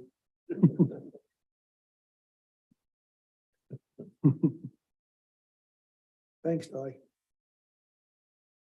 Okay, is there any more discussion? Item A. Well, Mayor, I'd propose that we pass resolution 23-14. Resolution opening and adjusting the 2022 to 2023 fiscal year budgets of Morgan City. Second, that. Okay, we have Dave with a motion, Tony with a second. To open and adjust the 2022-23 fiscal year budget, resolution 23-14. Jeffrey? Aye. Jeff? Aye. Tony? aye. Dave? Aye. Okay, Denise, that was unanimous. Let's see. I'm gonna skip to 3, so we can have Cal not have to sit around for a long time. Is that all right with you, Cal? Okay. This dinner. Maybe come up to that microphone too if they have. Okay, so if we move to item C, it's the adoption of the municipal wastewater planning program, MWPP. Annual report for the year ending 2022, resolution 2316. Do we have any discussion? Yeah, I've got a couple of questions. Okay. Kale and Ty, either one could chime in, but part two, operating revenues and reserves. Question says, has a repair and replacement sinking fund been established for the sewer system? You've answered yes. Are we putting money aside in a fund somewhere? Typically, that's what a sinking fund would do. Put money aside for repair and replacement. Yeah, so our last project's supposed to have 125% of operating to cover the bond that we have. It's not in a separate fund, but it's fund balance. That's good enough to answer yes to the question, you feel? Yeah, so there is a reserve on the bond requirement in the PTIF. But it won't show up as a separate account. It's just line itemed, if that makes sense. Okay. All right. Part three, capital improvements. Has a capital improvements reserve fund been established? And we said no on that. But yet, our projected capital improvement reserve fund sufficient for the next 5 years? We said yes. 10 years, no. 20 years, no. Why would they be okay if we don't, for 5, if we don't have a fund? So those are largely impact fees. We don't have a separate account, but we do have a capital improvement line item. And then some of the capital costs that we foresee would be tied to impact fees. So you could answer it literally either way. Okay. If that makes sense. I mean, if you're ever, I suppose from time to time you'd have an audit, the report, you'd have to go back and. Yeah, we don't have we don't have balance that is could carry it for 5 years. well, you'd have to just say, is it a separate fund versus a line item within a fund? That we don't have, but we are impact fees wise, we are keeping. I mean, where the other two are no, would it be better to have that as a no? The reason I put for the next 5 years is we don't foresee having to do any big projects to improve anything, any huge projects anyway. That's more a way I was See, looking at is For we 5 can years. cover the next 5 years within our budget year to year. Just the line item. Yeah. Yeah, I mean, it seemed like it conflicts, if you will, because Sure. Yeah. the three questions relate to, has a fund been established? And we said no. Then how do we get yes on any of the three? Yeah. It may be more consistent if you had no in there. Yeah, and I think we just read that as fund versus funds. So a separate fund hasn't been created, but we do have a line item. For Yeah, capital. I mean, for our purposes, fair enough. I mean, we Yeah. know that we're covered, but for Yeah. theirs, is it, Sure. what's the state looking for? Yeah, good point. Part four, the fiscal sustainability review. Says, do you fund sewer system capital improvements annually with sewer revenues at 2% or more of the total replacement cost? We said yes. The second question was the sewer treatment system annual asset renewal. And it gave an asterisk there, and there wasn't, probably in part because the application was online, there wasn't a definition or an asterisk that I could go to tell me what the sewer treatment system annual asset renewal is. Any help there? And you have, That's me too. Like that one, I don't know how to Okay. because prices change every month, it seems like. I don't know how you give an accurate number on that. So here's one change you're probably going to need to make. Okay. And that is, it says, what is the, in whatever that definition is of a sewer treatment system annual asset renewal, what does that cost as a percentage of its total replacement cost? Well, we know what we probably reasonably established the replacement cost, and that may be what you've done with the 5,800,000. But when we say as a percentage, they're looking for a percentage. They're not a total replacement cost. So you're gonna need to get a figure somewhere of what that first definition is, divide it by your replacement cost. And then that's they want a percentage there rather than a dollar amount. So it's gonna So- be 20% or 30% or whatever. Yeah, so we can actually grab that off the financial statement. Okay. So there's I think the March one had the percent of depreciation funded. So it'll say, this is how much the whole system is worth, and based on our reserves, how much of that's been funded for Okay. replacement. I would use that percentage. And then just divide the two, and whatever that number is, you put, 0.56 in, or 56%, or Yeah, good point. however you want to Okay. do it. That looks good. Yeah, that's all I had. Good work. There's a lot of good answers on there that we should feel comfortable and so should the state. And then operations, I just compliment Kel on everything that our sewer systems way beyond what we had before, and the way that they were currently working with our lagoons. So we just finished that diffuser project, which doesn't agitate as much. I mean, we're breaking up stuff on the bottom that we hadn't seen before. Yeah. Right, but No dead bodies. right, but Jeff is doing a lot of work on, Jeff Boren, our operator, is doing a lot of work on creating procedures and outlining how to operate the plant. So his goal is, like, if you or I walked in tomorrow, we could follow that and operate the sewer plant. Oh, wow. And we've never had procedures in place Yeah. like that. And then he's making a tracking sheet so that all of the variables, like, so as the health of the lagoons are figured out on a local basis, you can't just follow, oh, so-and-so does this on their lagoons. He's now tracking every adjustment that we make to see what the outcome test is, so that we can start to figure out these combination of variables, maybe even seasonally, get us this result. And it's a ton of work, but Who's helping us with that? Jeff Boren, he's our sewer operator. Okay. He's helping Kel's over it, but he just has some really good help right now. Second employee of the. Yeah. And yeah, like I said, he's doing awesome down there. Like, I'm kind of the type that always just locks it up here. And it's like, yeah, if something happened to me and somebody'd have to start all over again. And he's very good at just throwing it step by step. Yeah, we have a good attitude right now, where before it was kind of like, well, mechanical plant's inevitable. Let's just go ahead and do this, but not work so hard at the lagoons, just anticipating how long they last. But I think with the effort that we're putting into the lagoons, the attitude is like, well, why would we ever go mechanical if we can keep them healthy?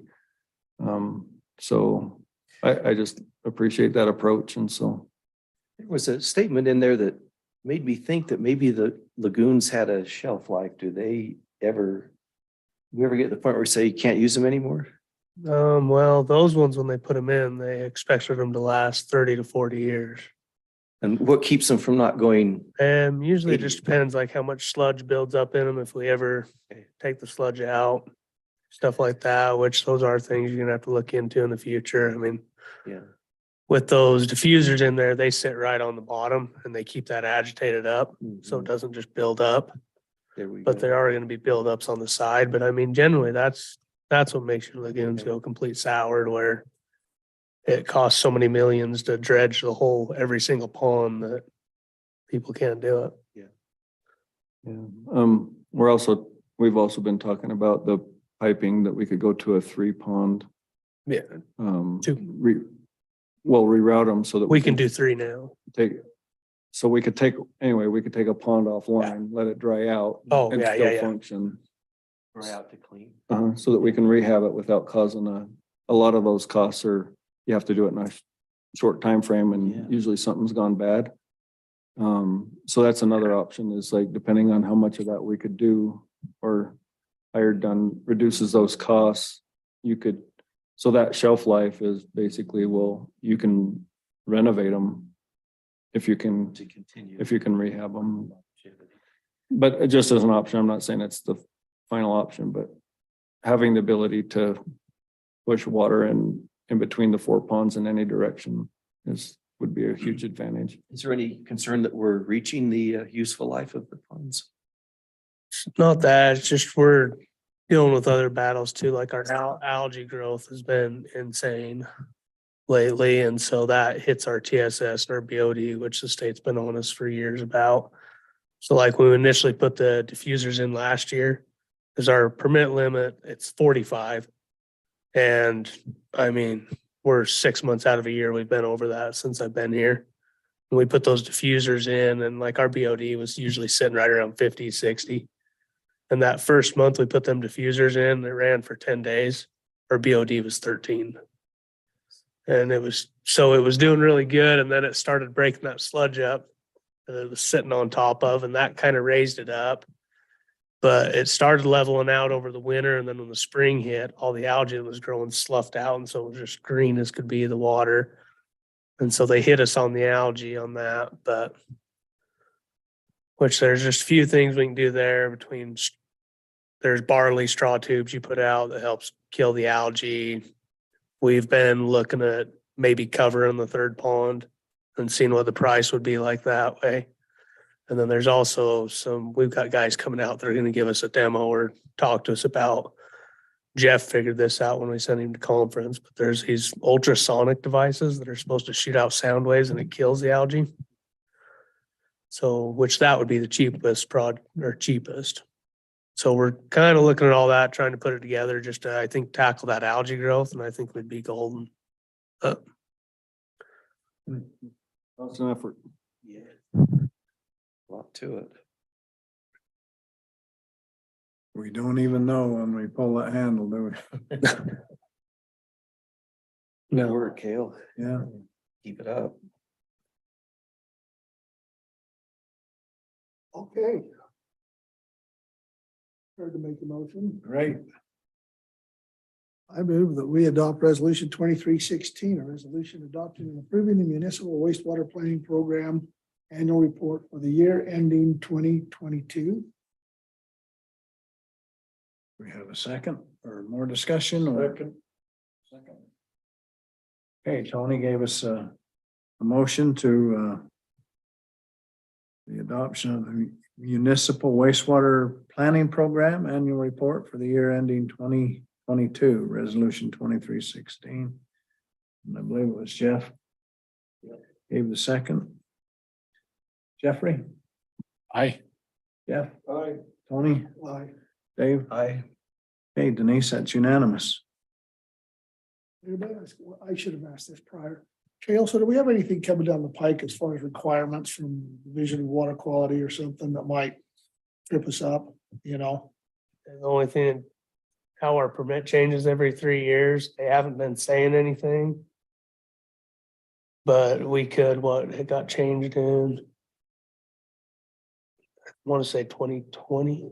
I'd have to look at my permit, but we are getting close to getting another change. It was either 2020 or 2021. So it's either this year in October or next year in October. And they could change it. The biggest thing that makes everybody go mechanical is phosphorus. And right now we're so far below phosphorus, like I'd have to go get my numbers to tell you exactly. But we're so far below that we're doing awesome with the phosphorus, which that one was a stroke of luck on our part because when the ponds went septic, one of the years that Jamie was running it, due to no fault of his own, but we went septic is when the state came out and tested our water for phosphorus. And when you go septic and have that lack of oxygen, that phosphorus goes through the roof. And what the state did is they took that number right there and then made our parameters off of that. So like our cap is ridiculously high Okay. compared to other plants. And so we are way under, like I have every lagoon plant that comes by and they're like, what's your phosphorus limit? And I tell them and they're like, how did you get that? And I'm like, I don't know, we're just. You answered my question then, and so would it be phosphorus and we're in good shape? Yes, Okay, phosphorus would be the one. thanks. Maybe one last question, just relating to the current moment, is the extra water and moisture causing you any trouble? I haven't seen a whole lot. I haven't seen any extra flow, Okay, just so on far. like rainy days, Yeah, but we haven't had anything flowing into manholes or anything like that. people aren't Thank pumping goodness. out of their basement or anything. No, surprisingly, You know, I haven't it's- seen any change in the flow at all. So River's Thank still goodness. Okay there. it's tearing out the one road a little bit, but it's the point now. It's like, see what it does. If it hasn't moved in the last 2 weeks. So. But it's one of those that's like, I think if you try getting equipment out there, you risk falling in the river rather than just letting it do its thing and fix it after. Move in from another way. Oh, it's not, it's a. It's like an auxiliary road to get to the backside of the property. So it's part of that ditch we take care of. For the Penn Smith Ditch Company or whatever. I think that's what it's called. But Yeah. Thank you. Thanks. all righty. Nope, thank you. Get some dinner. Thanks, Kale. Have a good one, too. Thanks. Yeah. Okay, let's move back to item B. Adoption of tentative budget for Morgan City for the fiscal year beginning July 1, 23, ending June 30, 24, and setting a date for a public meeting to adopt final budget, resolution 23-15. Ty, is there any more to say about that? On the amended? The tentative budget for Morgan City, any more to discuss? on Because that we're on back your on part? B. Yeah. Sorry, yeah. So if you just read through the budget notes, maybe I'll just go through that real fast since we're on the Okay. future budget. Just because of, just to make sure you understand what it accomplishes. Not a big you did bring up the property tax, so, I've been looking at the certified tax rate. And one of the problems with the certified tax rate is they've already put in the budget based on last year's projected revenue and not last year's actual revenue. So last year's actual revenue, we came in at 570 and our budget was 541.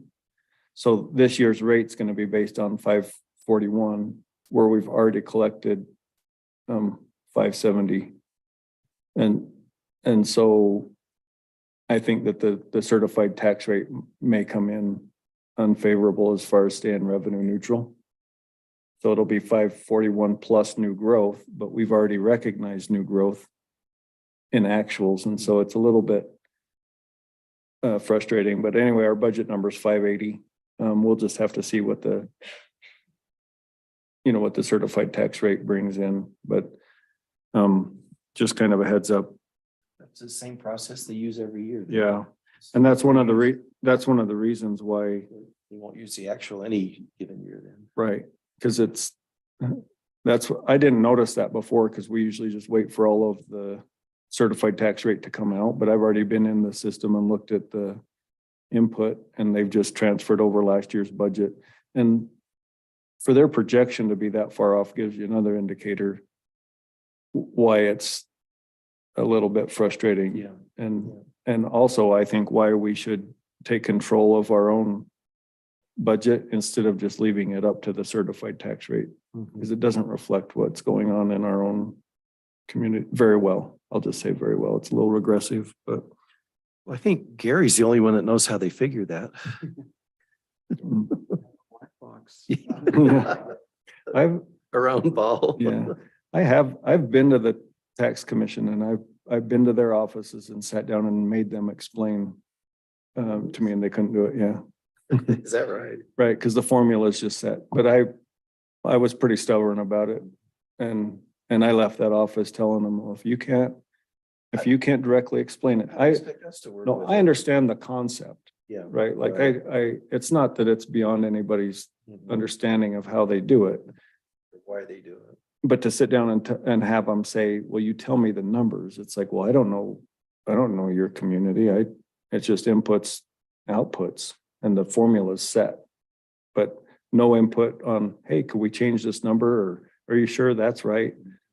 And so. Here's better information. Right, and so it just gets spit out, and so. Anyway, that's where we're at, on that, the sales tax revenue is pretty flat, and it's actually projected to decrease by 3%. I have reports on all of this stuff too, so if you're ever interested in like, you know, what kind of goes into each one of those numbers, and you want to come visit me, I can show you, you know, economic data or whatnot. Yep, local option sales tax is projected to increase because starting in July is when that starts getting collected, and our portion is 0.1%, like Tony had mentioned. Yeah. And then the grants are mentioned. We kind of mentioned that in the previous line item. 368 for generators, and then 140 for parks and trails plan, and 78,000 for that commercial street. We've had that commercial street grant for a couple of years. But I think this is the year that we actually build it after the bridge is done. So it might be a spring project for next year. And then the appropriation of beginning balance is the big item. So you'll see that this year it's 170,000, and most of that is due to spending grant money that we already have on the books. And so it kind of artificially inflates the budget. If you back out the appropriation of beginning balance, we're right back to 3.5 million. And so we've been able to incorporate some of the increased budget expenses without necessarily pushing taxes up at this point. I think we're on track. We're doing a pretty good job of managing our expenses. That said, on the expense side, it does include a 3.5% increase in healthcare. We've addressed that at a previous council meeting. It proposes a 3% cost of living. Actual inflation was 8%. We did that market. If you remember, we adopted the new pay scale. The pay scale resulted in some employees getting a 3% increase, just adjusting their already market. And because indicators are that we're headed into a recession, we're not proposing to fund the whole 8%, but between the market, some of the employees were adjusted more than others. But a 3%'s, I feel like, a good place to start, if you will. And then, like I mentioned, I worked into the budget public works director position. This is one we've been talking about as a management team. There's just some projects that are out there that are going to take a lot of time and effort, like a public works building. There's some employee direction and leadership training stuff that we're doing good as a team. We're communicating. It's probably better now than it's ever been, but I just wanted to at least put that into the budget, not expecting to fill that position. But I also don't want to get in a position where if we have a large personnel need, that it's such a budget stretch that we don't know how to do it. So it's kind of a conservative approach. But already working it into the budget just helps that not be a pinch if we feel like we have that need. Budget also includes the grants listed. So one of the, the Young Street road rebuild. The Rural Opportunities Grant on the expense side at $650,000. So that includes our match, and we're going to spend as much of that grant as we can in this one budget year to make the visitor center, get the caboose and park, and promote our downtown.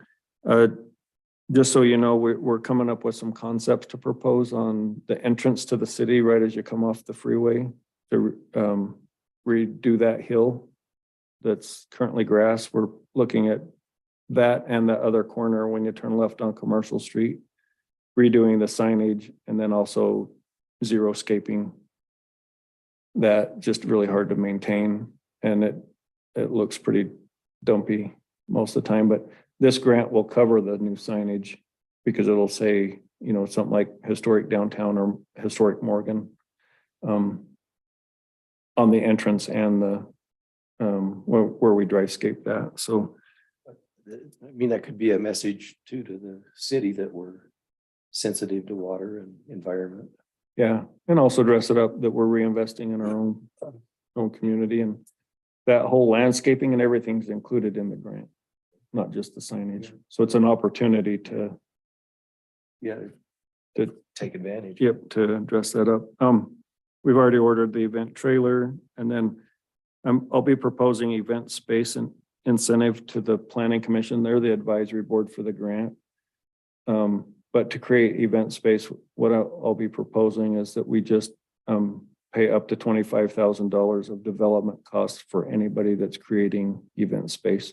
And then we'll just say, you know, for more than 50 people or, you know, something that says it. And then we really don't put any parameters on it. It just helps those that are thinking of, I want to do a little reception center, or I want to do some event space in town. That'll just be a benefit to everybody.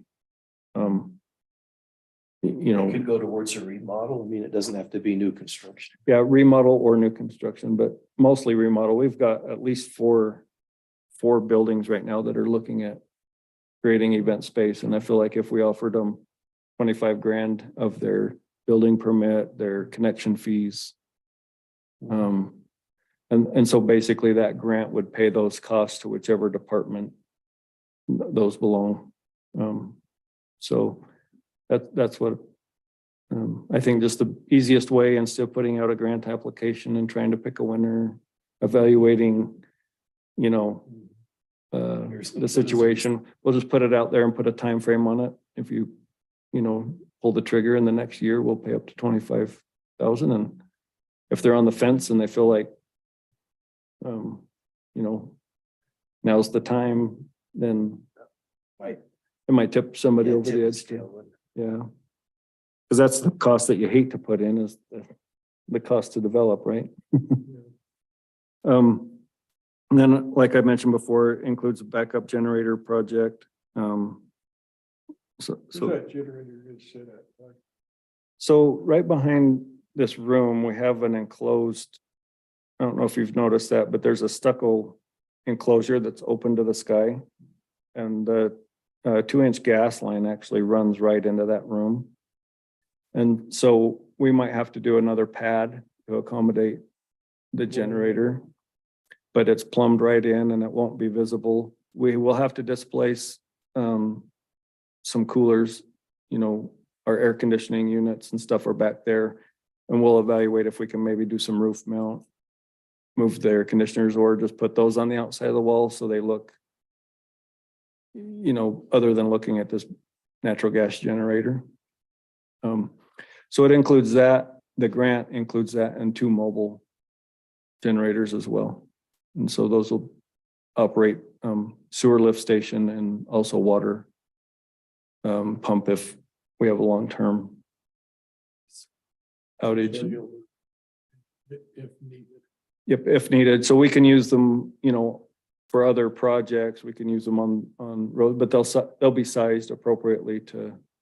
They're portable? Yeah, so the 2 portables will be diesel, and the plumbed in one here will be natural gas.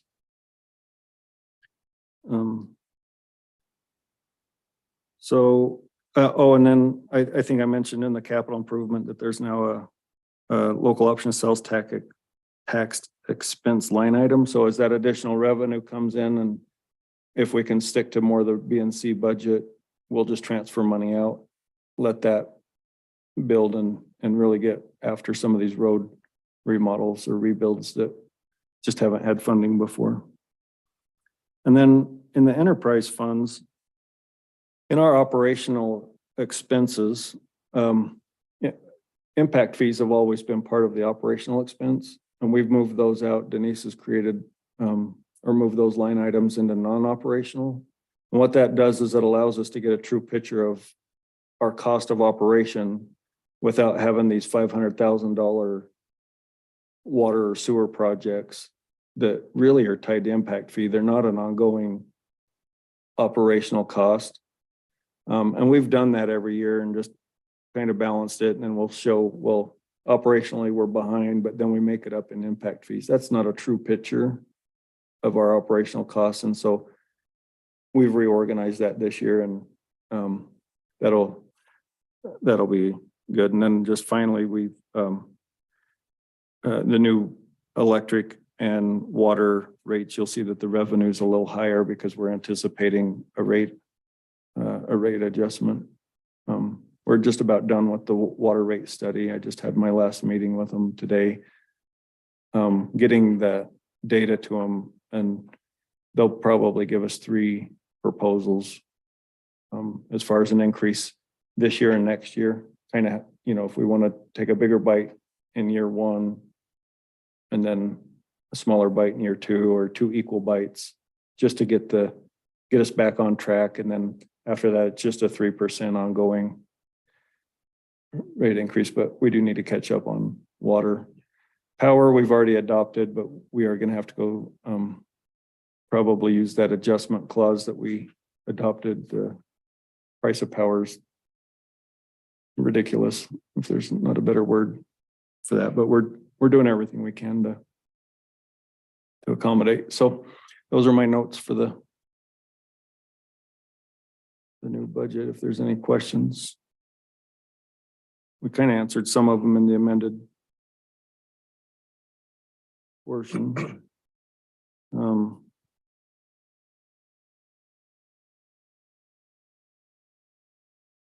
don't know how you feel about the cost of living or any of those things that Yeah. I talked about, if it sounds reasonable. Or, You've been careful.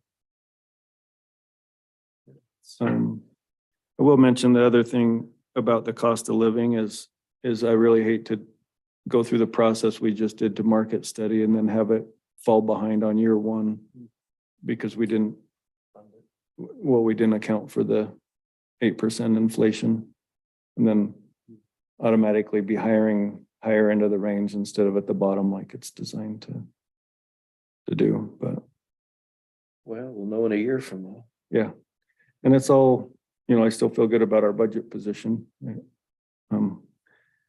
We've maintained a pretty good workforce. We haven't added a lot of, I don't know that we've added positions in a long time, but it's nice that the drop in building permits is directly tied to how much our planning and engineering costs are that are on contract. So it doesn't necessarily impact our daily operation. Good report. Thanks. We're on this Morgan City administrative update, which you got right here. Mhm. It was patching from Water Lake to Ridley's. Is that what they were doing yesterday? Is that? Yeah. Yesterday. Yeah, those were 2 water leaks. There's one on both, there's Ridley's and there's one across the street, an approach that got dug up. Yeah. Yeah, well, the line was, they were chasing down the leak, and so they actually dug up more than they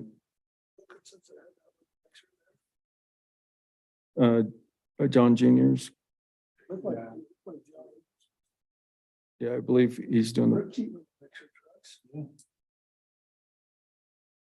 don't know how big, how many yards they. yeah, are those the same ones that Thurston's used to operate? No, this side, this is actually a kind of a mini mixer. Oh. Not a trailer. Oh, not a trailer. I didn't even go down and see when they were doing that. So, and I didn't notice because he also did the sidewalk and the curbing and stuff on our sidewalk project last year, but I didn't notice. Probably just hauled pours on those. Kind of a cute little outfit they had. Cool. Yeah. So. This was good.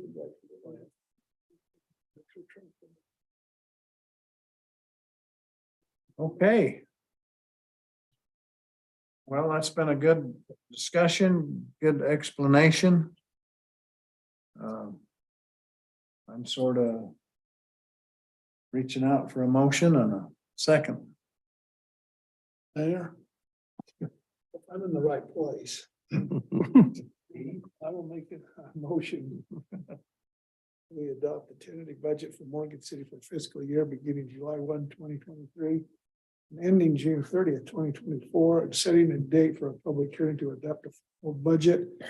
Be resolution 23-15. And that date would be set on June 27th, 2023. At 5:45. I'll second that, Mayor. Okay, Would be at 7 o'clock, it looks like. 7 o'clock meeting. 7 o'clock on the 27th? Yep. Okay, Okay, 7 o'clock.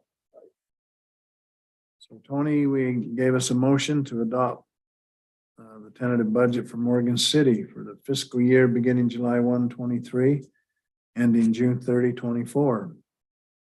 And setting a date for a public hearing to adopt the final budget resolution 23-15, which is July 27. That's 7 p.m.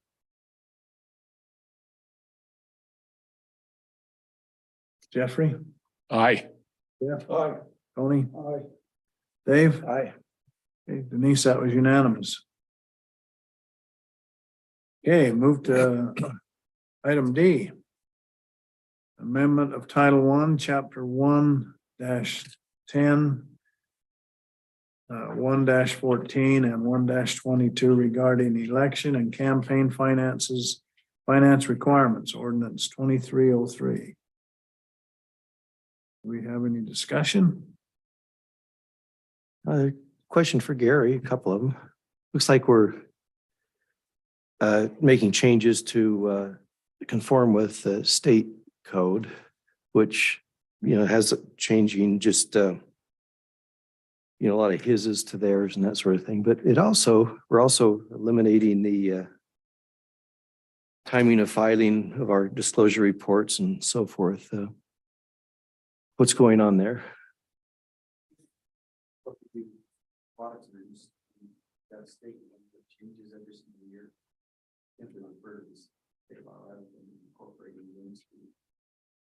All the wording into our. Yeah, yeah.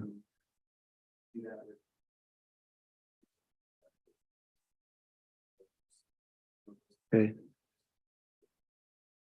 It just cleans it up a little bit. Okay.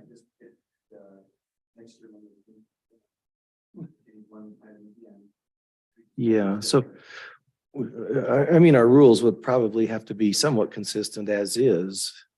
It's just that we don't have to make the little changes as we go along. Years ago. But now state law pretty much.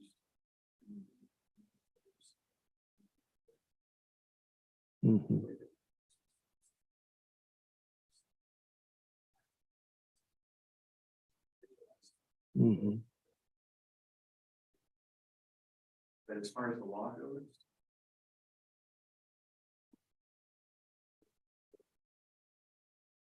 Okay, so here I run into a little problem, and that for the purpose of section, all candidates for public office shall comply with the requirements outlined in Title 10, Chapter 10-3 and section so forth. So wanting to know what that is, I say, let's look at the Utah code. I find Title 10, but there's no Chapter 10 that help me figure that out. And I may not be looking in the right place, but I go from Chapter 9A to Chapter 11.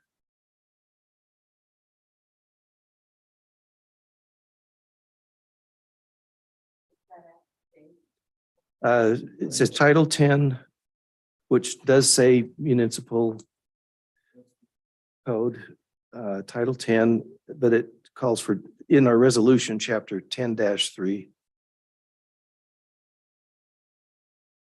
And then a section of that chapter, but I can't get to the 10-3.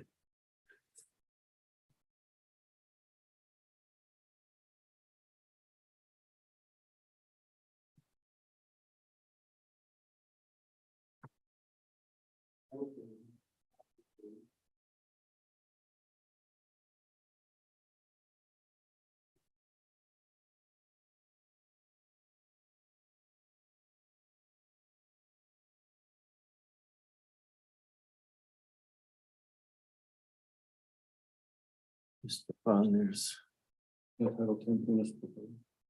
10, but here's the chapters.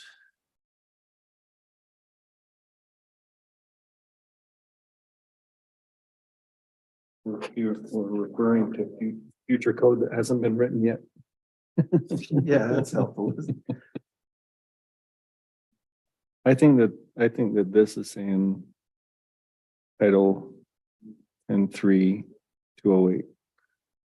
So I think it's supposed to be 3 and then section or, So it isn't the way it reads. right. Yeah, because it should be. I see what you're saying. It should be, Chapter 3, not. right.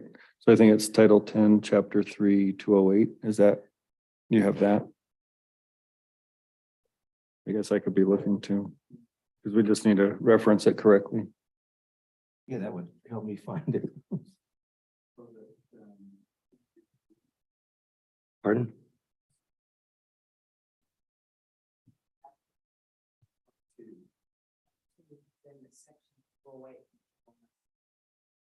So it's just referenced wrong in the ordinance. ordinance. Title 10, chapter 3. And this says This chapter says- 10. This says chapter 10 in the So it's title ordinance. 10, chapter 3. And that's because we do have chapters, and that's where you run into the problem is. It's not chapter 10, it's Yeah, it's chapter not 3, chapter 10.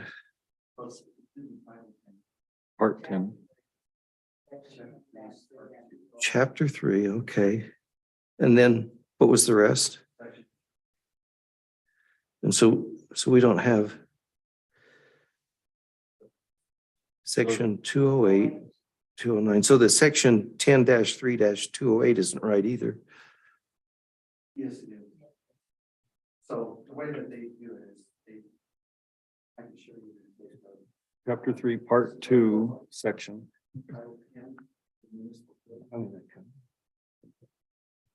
I have it right here too, Dave, if you want. Sorry about that.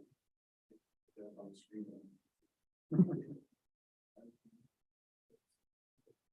Chapter 3 is used for government. And then part 2, they identify as and then part 2 is all the sections. And then we are changing. Or document. Yeah. We just have to reference it that way. That's what Dave's saying. Title 10, chapter 3. Part 2.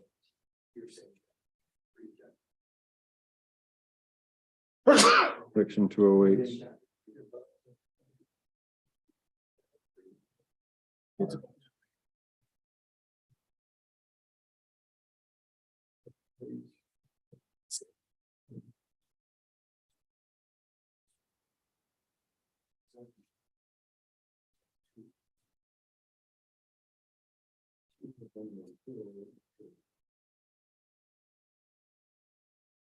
So the way it's cited is 10-3-208.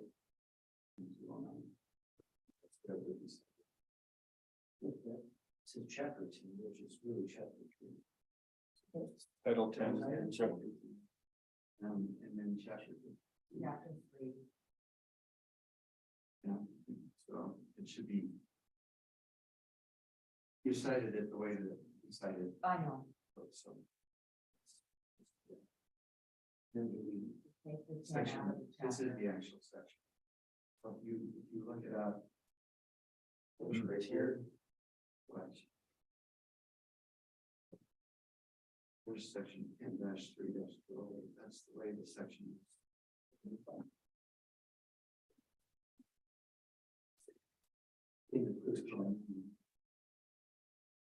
This is the way it looks. The only difference here is she's added chapter 3 and she put 10-3. I need to take this 10 out. That's my mistake. We need 209. We'll add 209 to it. and 209. Thank you, sorry. The chemical finance exposure of 7-208. So we can add 209 because that's. Tell me, Gary, then if this is a concern or not.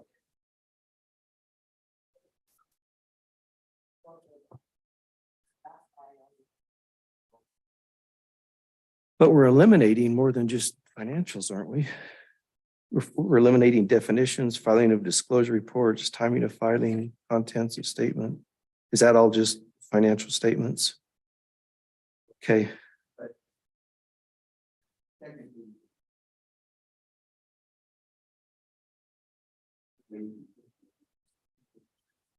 Mm-hmm. Oh, so maybe we don't need 209 then. Okay. Everybody's bound by that. Right. There's 208 is actually for trying to get. Yeah.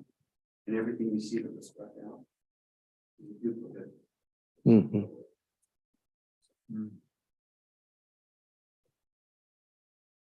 I mean, a little bit of caution on my part, just that would to vote for the ordinance, I wouldn't have read it, but at the same time, I don't know that to read it, I would make any difference. Pardon? Yeah, so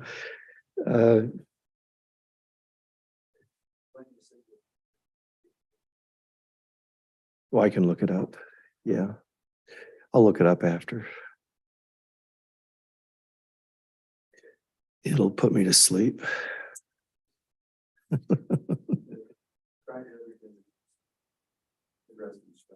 Yeah, okay.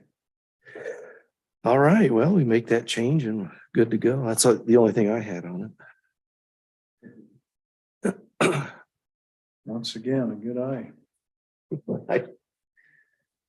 That or I figured I was coming up short on something. I mean, wouldn't be the first time. Tony got me on one last meeting. Okay, is there any more discussion on item D? If not, then are we prepared for a motion?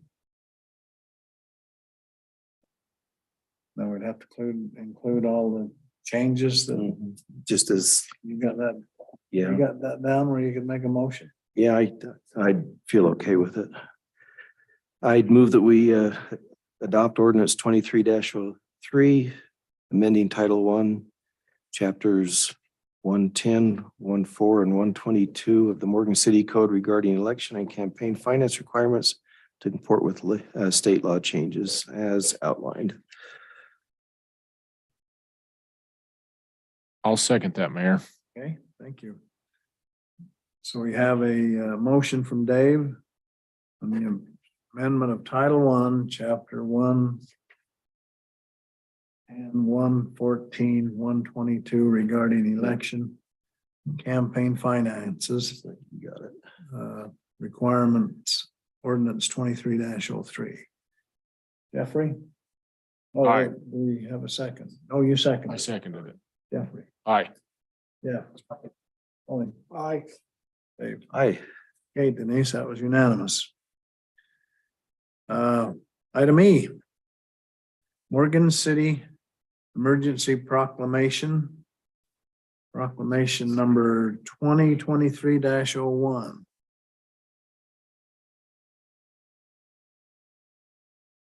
Oh. I lost it on my little iPad thing. Thanks, Dave. Okay, do we have any comments, discussion on that? Probably here. Probably just hear from briefly. Ty. Yeah, briefly from Ty. Sure, so the county's already declared, this just follows suit. It's hopefully not a huge deal, but it's just an anticipation that the state has a statewide flooding declaration that would make us part of that. And on our own, we probably won't have enough. Hopefully, we don't have enough damage of our own, to warrant our own localized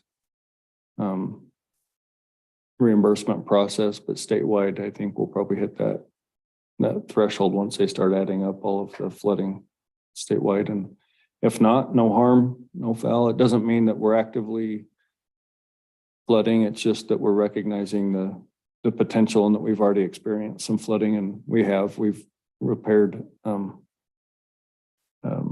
East Canyon Creek with our own manpower. We've made plans and preparations for our storm drain system and have been working with the county emergency manager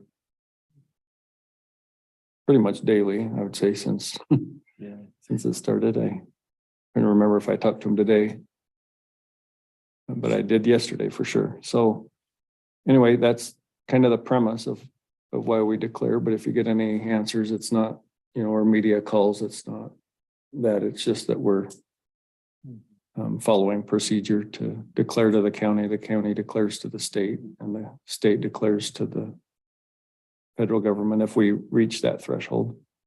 This would give we'd have potential of being reimbursed for our expenses. Yep. So it's really difficult to get what's called individual assistance, which means it goes to homeowners. You don't want that. Yeah, Homeowners wouldn't be eligible.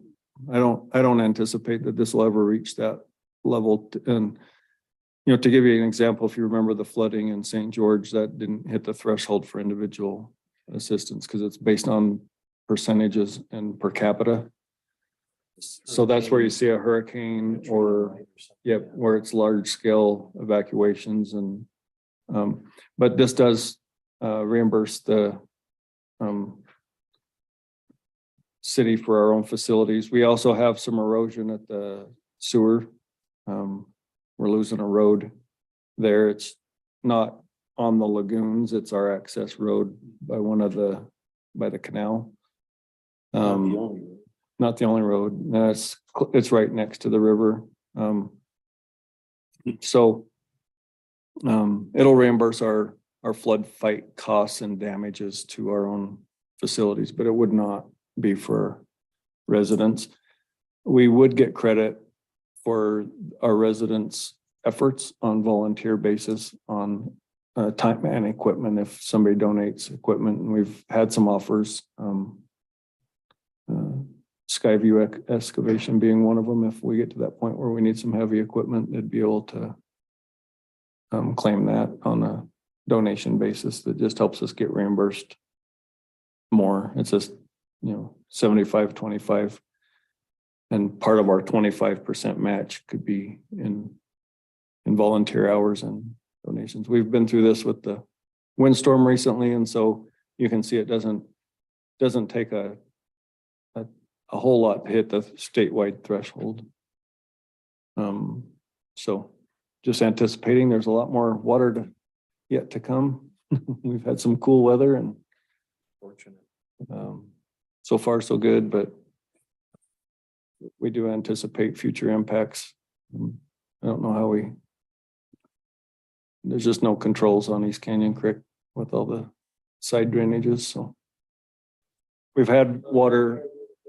It's like about 35 feet before it can go in spillway. Yeah, and once it spills, then there's absolutely no control, right? At that point, they backed off East Canyon as much as they can, but just to give you an idea, our detention pond at the park has already received water. So when East Canyon Creek hits flood stage, our storm drain not only doesn't function, it backs up to, so in our park, you can tell the exact level of East Canyon Creek. There's no way that detention pond up by the Field Street, the Fox Park, that park is a detention pond. How does that relate to East Canyon? Because the stormwater from there flows to East Canyon, and when East Canyon Creek goes up to floods the creek, and so when it gets to flood stage, then our storm drain quits working. So the storm drain comes in like this. The water's up here, then it backs up. We've had some of that. And we've had that, and we've had it come up on Derrick Circle. There's a storm drain there that also does the same thing, but That one goes out into a cul-de-sac, into a street, and we have a plan there that, we can plug that storm drain, and then, if it gets into people's basements and they all start pumping out into the street, then we would take it from that manhole and pump it over to the new subdivision. Which their storm drain goes back to Weber. The Weber River. So we now have an option with that new subdivision that went in, that we, instead of trying, last time this happened in 2010, we plugged it and we kept trying to pump it out into fields or back to East Canyon, which it's not gonna take more water out than it's given, you know what I mean? So I have a pretty good plan in place, but that's my flooding update as well as the resolutions.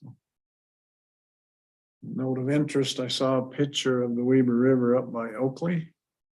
And it's just a stream. Trickle, it's waiting for those high level gauges haven't even, they haven't even triggered yet. Yeah, The high it's level just, stuff. honestly, it looks less than, Is that before it's diverted to Jordanelle or after? that one doesn't. divert It all to- goes to Rockport. That goes to Rockport. So the upper snow hasn't melted. Yeah, not yet. Turn that in, it just looks like a little creek. There is a diversion up above Oakley that goes Splits to, the Weber River. goes both directions. Into Provo, yeah. What do they call that? Sends it down to Jordanelle. Yeah, sends it down the Provo River. Yeah, dude. That diversion up there, yeah. Can't think of the name of it. Okay, is there any more discussion? We have a emotion brewing up.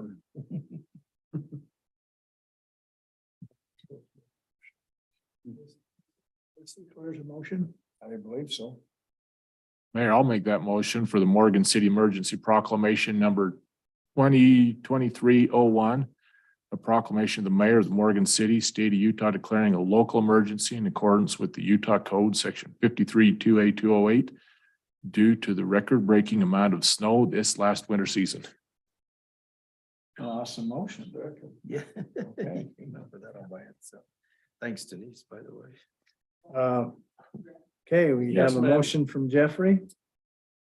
And a second, I'm gonna say proclamation number 2023-01 and the additional that Jeffrey mentioned. And a second by Jeff. I believe it's an A&A, is that correct? Correct. Jeff? Jeffrey? Aye. Yeah. Tony? Aye. Dave? Aye. Okay, Denise, that's unanimous. Okay, we go down to item 6. Just want to ask if the city council has anything that they want to report. We've got 2 items. Okay, One is I won't be able to attend the planning commission meeting on Tuesday. Tony, will you be there? I will be there. Okay, take good notes. Okay. And secondly, we've all received a notice from the Secondary Water Association stating that the dam that backs up the water to pump into the reservoir has been broken for flood control. And I'm wondering how long it will take to repair. Thinking, and maybe Jeff, you'd have a feel, I don't know, but would it be a 30-day, 45 days, 60 days? It's still high waters down in shore. They'll get in and work. Weaver Basin, there's somebody else telling them that they're good to put them back in. They should all be like the one across by the school. All the rocks are just sitting right there, so it matters. Just to putting them back 3 in. hours. They have Well, that's back good. in.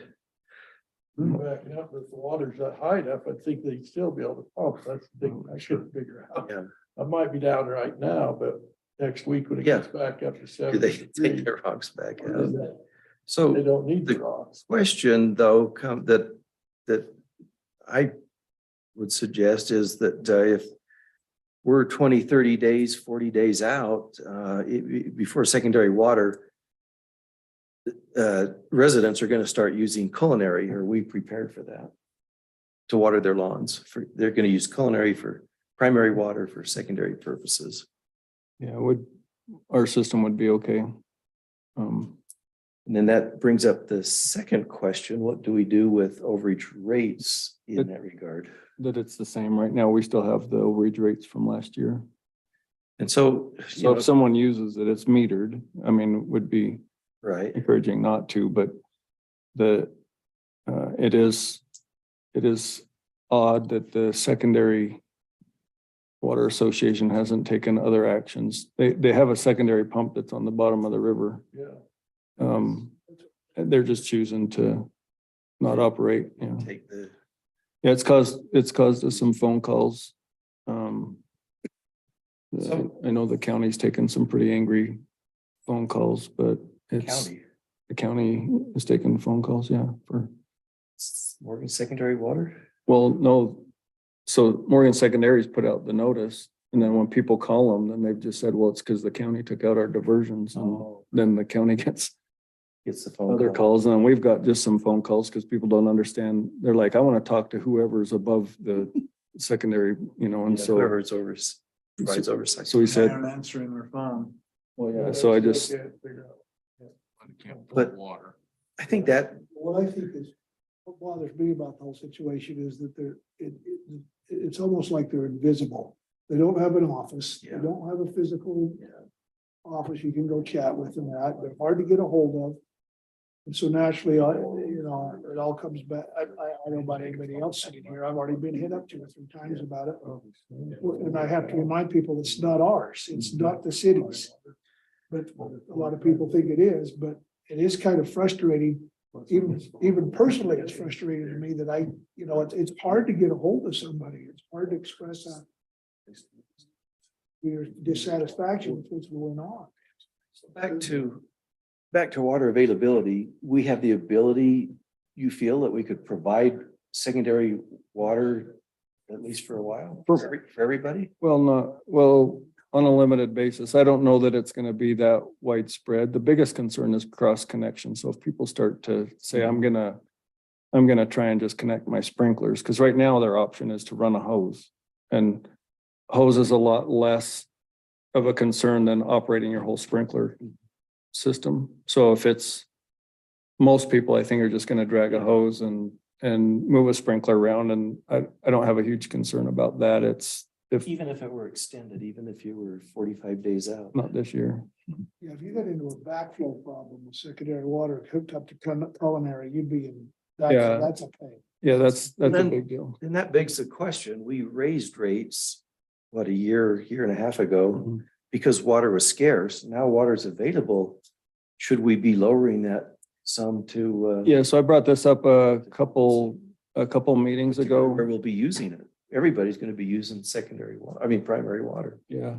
So I brought that up a couple meetings ago. I can't remember who all was in attendance, but I remember you bringing it up, but we're doing a water rate, and so our water rate's on the next agenda.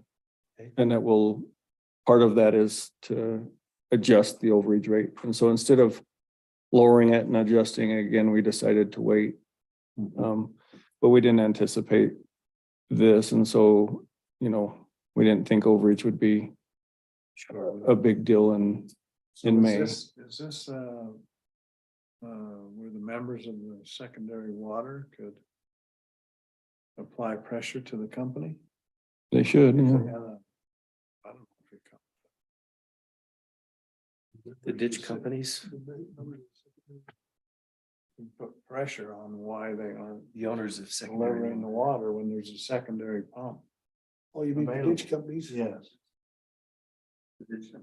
Well, And even with the primary, you just go make adjustments to your intakes, find a new water level, and because it's not that's the frustrating thing is people know there's adequate water and they should probably be pulling as much as they can out of the river. It's just but you can't leave the diversion in place with the amount of water that they're pushing over the top of that. But so there's way more water. It's just at a little lower level than when you had the diversion.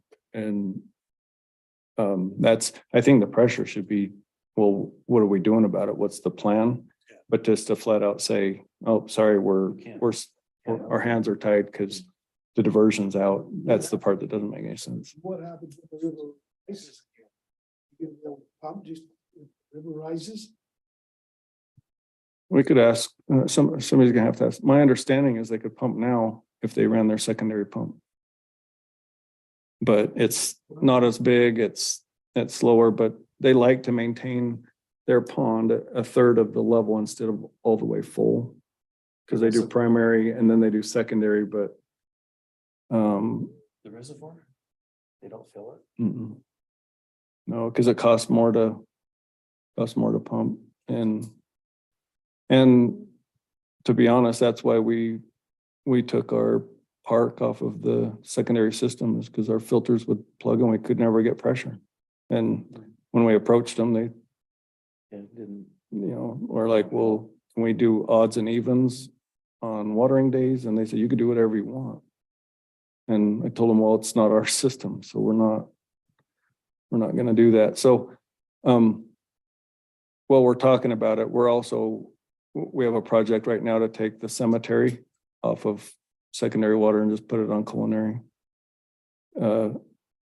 We're now getting ready for Memorial Day in Cantwater and I've told our guys, this is not the year. We're not gonna have a repeat of what we've had the last couple of years, because we battled and some of that was water. You know what I mean? But just super frustrating that we've done pretty much everything we can and Throw a wrench in the gears. but we're just not gonna leave our cemeteries and parks subject to the secondary system anymore. Although, suppose we had a dry year like last year, could you continue with our own primary water? Or would you still want theirs? Well, it will be able to switch between the two, Oh, but okay. we don't have, right now, we don't have adequate culinary water and the pump won't keep up with the tank. So what we're doing is we're positioning ourselves to do both, but right now we could operate and off of culinary, and then we're getting it ready so we can redo the sprinkler system, because it's all stuff that would have had to be upgraded for the new sprinkler system anyway. But we're not gonna have it done till middle of June. Or middle of, it's all the parts are a couple weeks out, and to get a contractor on it is another couple weeks after that. So we're about a month out to get that done. And so either way, we're in that same, Pray for the rain again, huh? just a little bit. My two thoughts on it were, I've had a couple of comments already that people have said, well, I don't think I have to pay the $250. To get a refund. I can't use it for, I says, well, again, Up to you. it's nothing to, you'll have to take that. But the other thought I had earlier today was the one you mentioned, and that's on cross connection. And hopefully you haven't got people that say, well, I don't want to drag a hose, so I'm now gonna switch I'm gonna connect mine to the culinary system, and if you don't have that backflow protection in there, you got yourself a mess. Yeah. I'm sitting here thinking, does it do any good to somehow get that message out there to not do that, or it'd be better not even to say anything, so Yeah. that somebody didn't even think about it, or. I don't think we draw attention to it. I think we just I keep might track. let that sleeping dog lie. It's Yeah. not it's not an easy thing to do. And your proximity from the lines, there's, your culinary and secondary lines aren't necessarily, Next to each. My worry would be that if you mention it, they might think, oh, I never thought of that, maybe I'll. Right. Maybe I'll give it a go, so. well, and we're doing the same thing as a city, saying, forget Follow this. the we'll- city's example. That's all I have.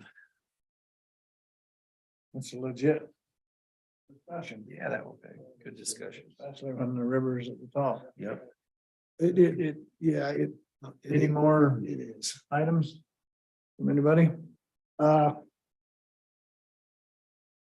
Yeah, I had a question now. I forgot what it was. Something we talked about a while ago. Never Come back to it. I've got one, Mayor. Did you hear anything about a bigger COG meeting? Was everybody else good to be invited? They were talking about that. Have we heard any more from the school and the county to invite all of the city council and the county? It had to do with Wasatch Peaks, didn't it? And the Yeah. taxi. But did we get an invite for everybody? The new, What's that date? Next Monday. Monday. Wow. the new agenda or the new invite hasn't come out yet. And I just anticipated that it would be part of that, but they should have prepped more people on it. Well, I know the county, I know that, the county was aware of it, but maybe they've made a special invite to the county commission more so than the city council. They need it. Because we're not part Okay, of the Wasatch Peaks, well, like the property tax doesn't. Right. What value would there be to have all of us there? Well, definitely had an impact on the school, didn't it? The school and the county and Yeah, we didn't get any, not that I know of. Good point, that though. was discussed at the April COG meeting for the one coming up, and I was wondering if we did. I don't know that it's touching us like it does the others, but Well, that and hopefully the COG meeting gets around to talking about the bridge again. If that dominates the entire meeting, I hope they do. huh? I mean, it's good discussion, but at some Oh, point, the bridge over here, yeah, the bridge in Troy. we're gonna have the bridge built before, I mean, it's been, Sitting girders next week. Are they? yeah, so, Isn't that Latest one's where- down on 89? oh yeah, the week of the 15th. Over I-15. Yeah, that's next week. There's some big girders. One's over Yeah, down there. I-15. Yeah, that, What day did you say, Con? next Monday. it'll be the 15th. No, the girders of the week of the 15th. Oh, yeah, the third, That next week? oh yeah, the 15th is the third Monday, so that should be COG. Oh, see an invite at all. Maybe they don't want me this time. I haven't seen the agenda or I haven't anything. got the agenda yet either. It's an invite everybody hidden agenda I guess that's, by invitation only. Any other discussion? I can't remember what I was thinking. You do, just Make a phone call. just come in. Okay, Ty, we'll turn some updates. So I'll turn the time back over to the mayor and start with the Veterans Cold War. I put medal donation, but Yeah. it's not so- medal, it's medallion. So it was a good, incredible, in fact, your brother was there. Uh-huh. So that's the medal. And does anybody totally know what the Cold War is? Cold War. Was? We grew up with it. But what is it? Just poor relations between us and poor relations and communication. block in communism. Wasn't really war, but always a threat of it. I think that's why it's called cold. It was just Yeah. lack of communication and Well, that's part of the discrepancy. Is the Cold War time period goes from 1945 to 1991. So in that, we have Vietnam, we have Korea, Philippines. That these veterans haven't been able to qualify for a lot of the aid that they should get. And so on the federal level, they still don't recognize it. And so the state of Utah decided to honor these veterans and these medals, because it's not federally funded, they cost $18 each. And the city got 20 of them to donate to the cause. And then this is a little piece they have that they hand out, but it was honestly incredibly touching for me, because I lived and grew up by some of these, and I actually didn't know they were veterans. They don't talk about it because when they came home from those wars, they were booed and not really loved. And so this is a way to bring that out, and it was just really one of the most heartfelt, really good to be able to honor these men and women that served there Where were they honored? at Like the you- county auditorium, is that what they call it? Okay, We're in the city building. just had a was service there for them. Yeah, last Friday, Okay. and it was well attended. Golly, they set up like 50 chairs and then ended up having to probably set up more than that. Lots of people came, and so this is a traveling band, so to speak. They go all over putting on this program and honoring these veterans. So we're in the planning stage with our local veterans to round more up that maybe didn't get the word and honor them. So I just thought it was a Yeah. great cause. How many were honored? Oh, heavens. Let's say at least 30. Was there Did they- many left from Korea and mostly Vietnam? Yeah, mostly Vietnam, but there was some Korea. Big Desert Storm. No, Yeah, Desert Storm, that was About about 92. yeah, I think that's About when it was in. right when after, this wasn't it? Period ended. Yeah. So 18 and 30 recipients, did they have enough?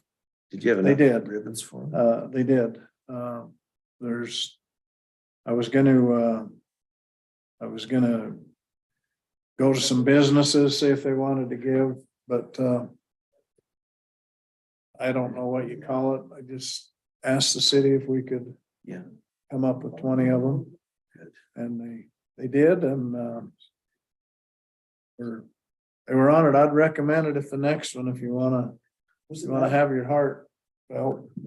Is it advertised or? No, just mainly to. Through the veterans. Yeah, Ted was there. Mhm. Rick? Ted was Oh. there. Rick didn't get a medal. I don't know his history. If he, Vietnam. yeah. So there's like him, there's Dick Slate, others that I can just think. I know I have a neighbor who lost her husband because of Agent Orange. So it's just honoring these folks that served our country. Reminded me from Gilmore. Not at this one. Yeah. So it was a great opportunity. It really gave me the red, white and blue in my heart again.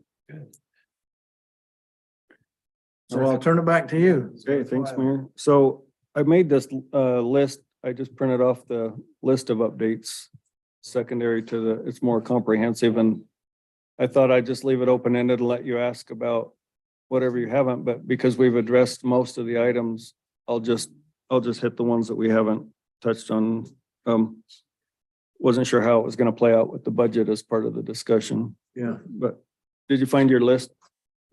Everybody got this? Yeah. Just a bullet point list, so it says projects. So the Young Street rebuild projects, now anticipated to be done mid-June. So they've been coordinating kind of with the bridge project. We just mentioned the bridge project. The road maintenance patch project is, we just did a add-on for patching. So those are larger patches than just potholes. Those are take out a section of road and repatch it. That added 70,000 to the Staker Parsons maintenance project, which was originally right around 100,000. But we're excited to get some of our most critical areas done. The bus garages, the school district has a project where they were going to enclose their bus garages and their contractor, when they got into it, said it'll only cost you about $30,000 more to rebuild, take these down and put up ones because they're not long enough, they're too tall, they're not wide enough for each bus. And by the time they retrofit them to accommodate garage doors, they want to tear them down, and our guys went and looked at them because they were interested to see if we could use them, and we're pretty excited about using them down at the transfer station and some of them out at the sewer. We had already put a pole barn concept together down at the sewer lagoons for storage. But basically, you know, they take them down, we put a project together to haul them and stand them back up on new pads and footers. We have a lot of equipment that's just stored outside right now. The school would donate that. We don't know yet. They're just talking about their own options and then they'll let us know, but we have expressed interest. So if they feel like, you know, they need to get a little something for them, maybe the scrap metal price or something, just, I don't know. Mention that to Superintendent Jacobs. That'd be a good donation. Yeah. Yeah, you know, and I think it'll be fair no matter what. We've been working really well with this. They've been good, haven't they? Yeah. I didn't mention on that road project, because we decided to go clear to the four-way stop. Part of that is because they agreed to pay the sidewalk portion on the school. So yeah, about $120 something thousand of that project they're gonna pick up.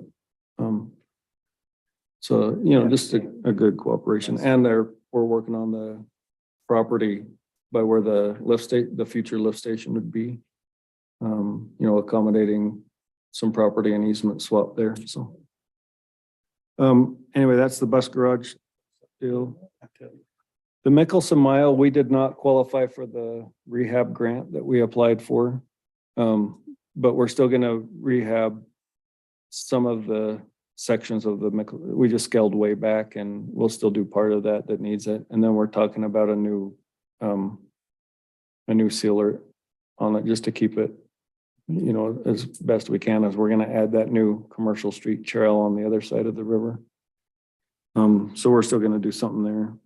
Is this just an overlay on parts, or do you take a piece out? No, we're gonna take pieces out and there's just some parts that just don't have any structure under them. And then we are talking about seal coating the whole thing.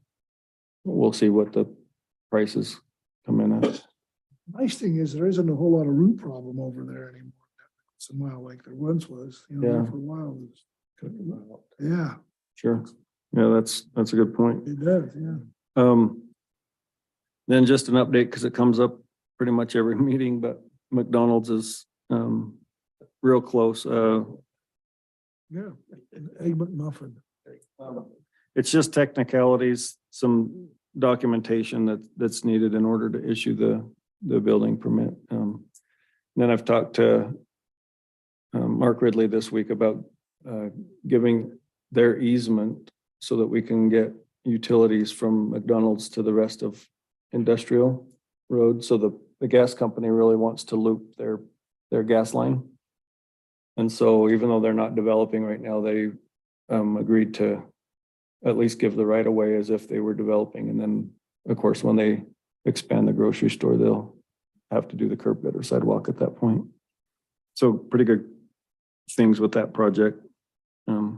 We had a pre-con with the H&A development today, so that's moving forward. We had a fleet surplus meeting on Monday. We're selling one more truck. So that went well. And then we did have a booster pump go out on the water system, and we're getting all different pumps. They're just super old, and just taking an opportunity to upgrade that booster pump, but it's not affecting our water because of the spring flows. And Which booster pump is it? I don't know exactly. It's on the north side of town. Over on North Morgan, that one by the cemetery? Mhm. Yep. So just kind of another, right after we had water leaks and that happened, but that's all I had for updates. So we made it through quite the list. Yeah, but you Yeah. That's a good report. I mean, a lot to report A lot too. of it was, like you say, talked about, so. Yeah, and we did miss a meeting, so Expect a little. Yeah. expect more on this. One quick question. So the park, I noticed there's several pieces to that. There was Fox Point and Red Rock and the park and so that's a 1-year contract with those folks. Yep. So we'll see how that goes. yeah. Yeah, and so what happened is we bid out just the Riverside. We liked the pricing so much that we added the other ones, and then we kept them independent so that if you know, maybe if one doesn't turn out as well as the others, then we can still keep track of which ones we award. You know, or if they're not keeping up on all of them, it's not an all or none. It's a little bit flexible. And then, you know, if we have some other options for some of the smaller areas, a better pricing, then we can also scale that back. Okay. So we did have the option to do an annual fee, and we elected to do monthly billing so that we can review every month, and as part of that billing process, give them the feedback of, you know, hey, How you doing? yeah, how you doing? And You happy with this or? yeah, or just Right? up this and that. So, It'll be interesting to see how it turns out. yeah, so far so good. I don't know if you've noticed, but the Yeah. so far so good. So, Got one more question. Denise, I mentioned to you once, but are we getting, you've helped us that are up for election each year in meeting deadlines and following protocol even as per our resolution. Are we getting close to anything yet? Okay, and you're still willing to help out on that? Okay, all right. Yeah, no, that was great when you did that.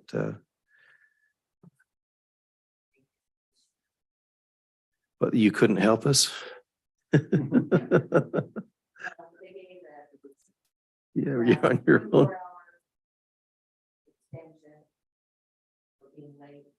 Oh, good.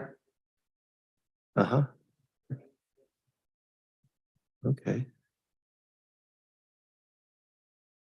Everything else is similar, I guess, as far as you see on the process. Yeah.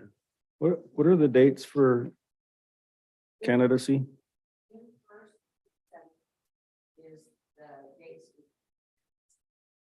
So,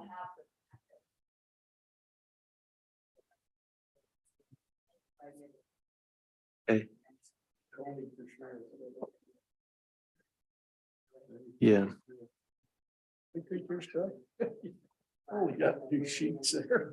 Oh, Okay.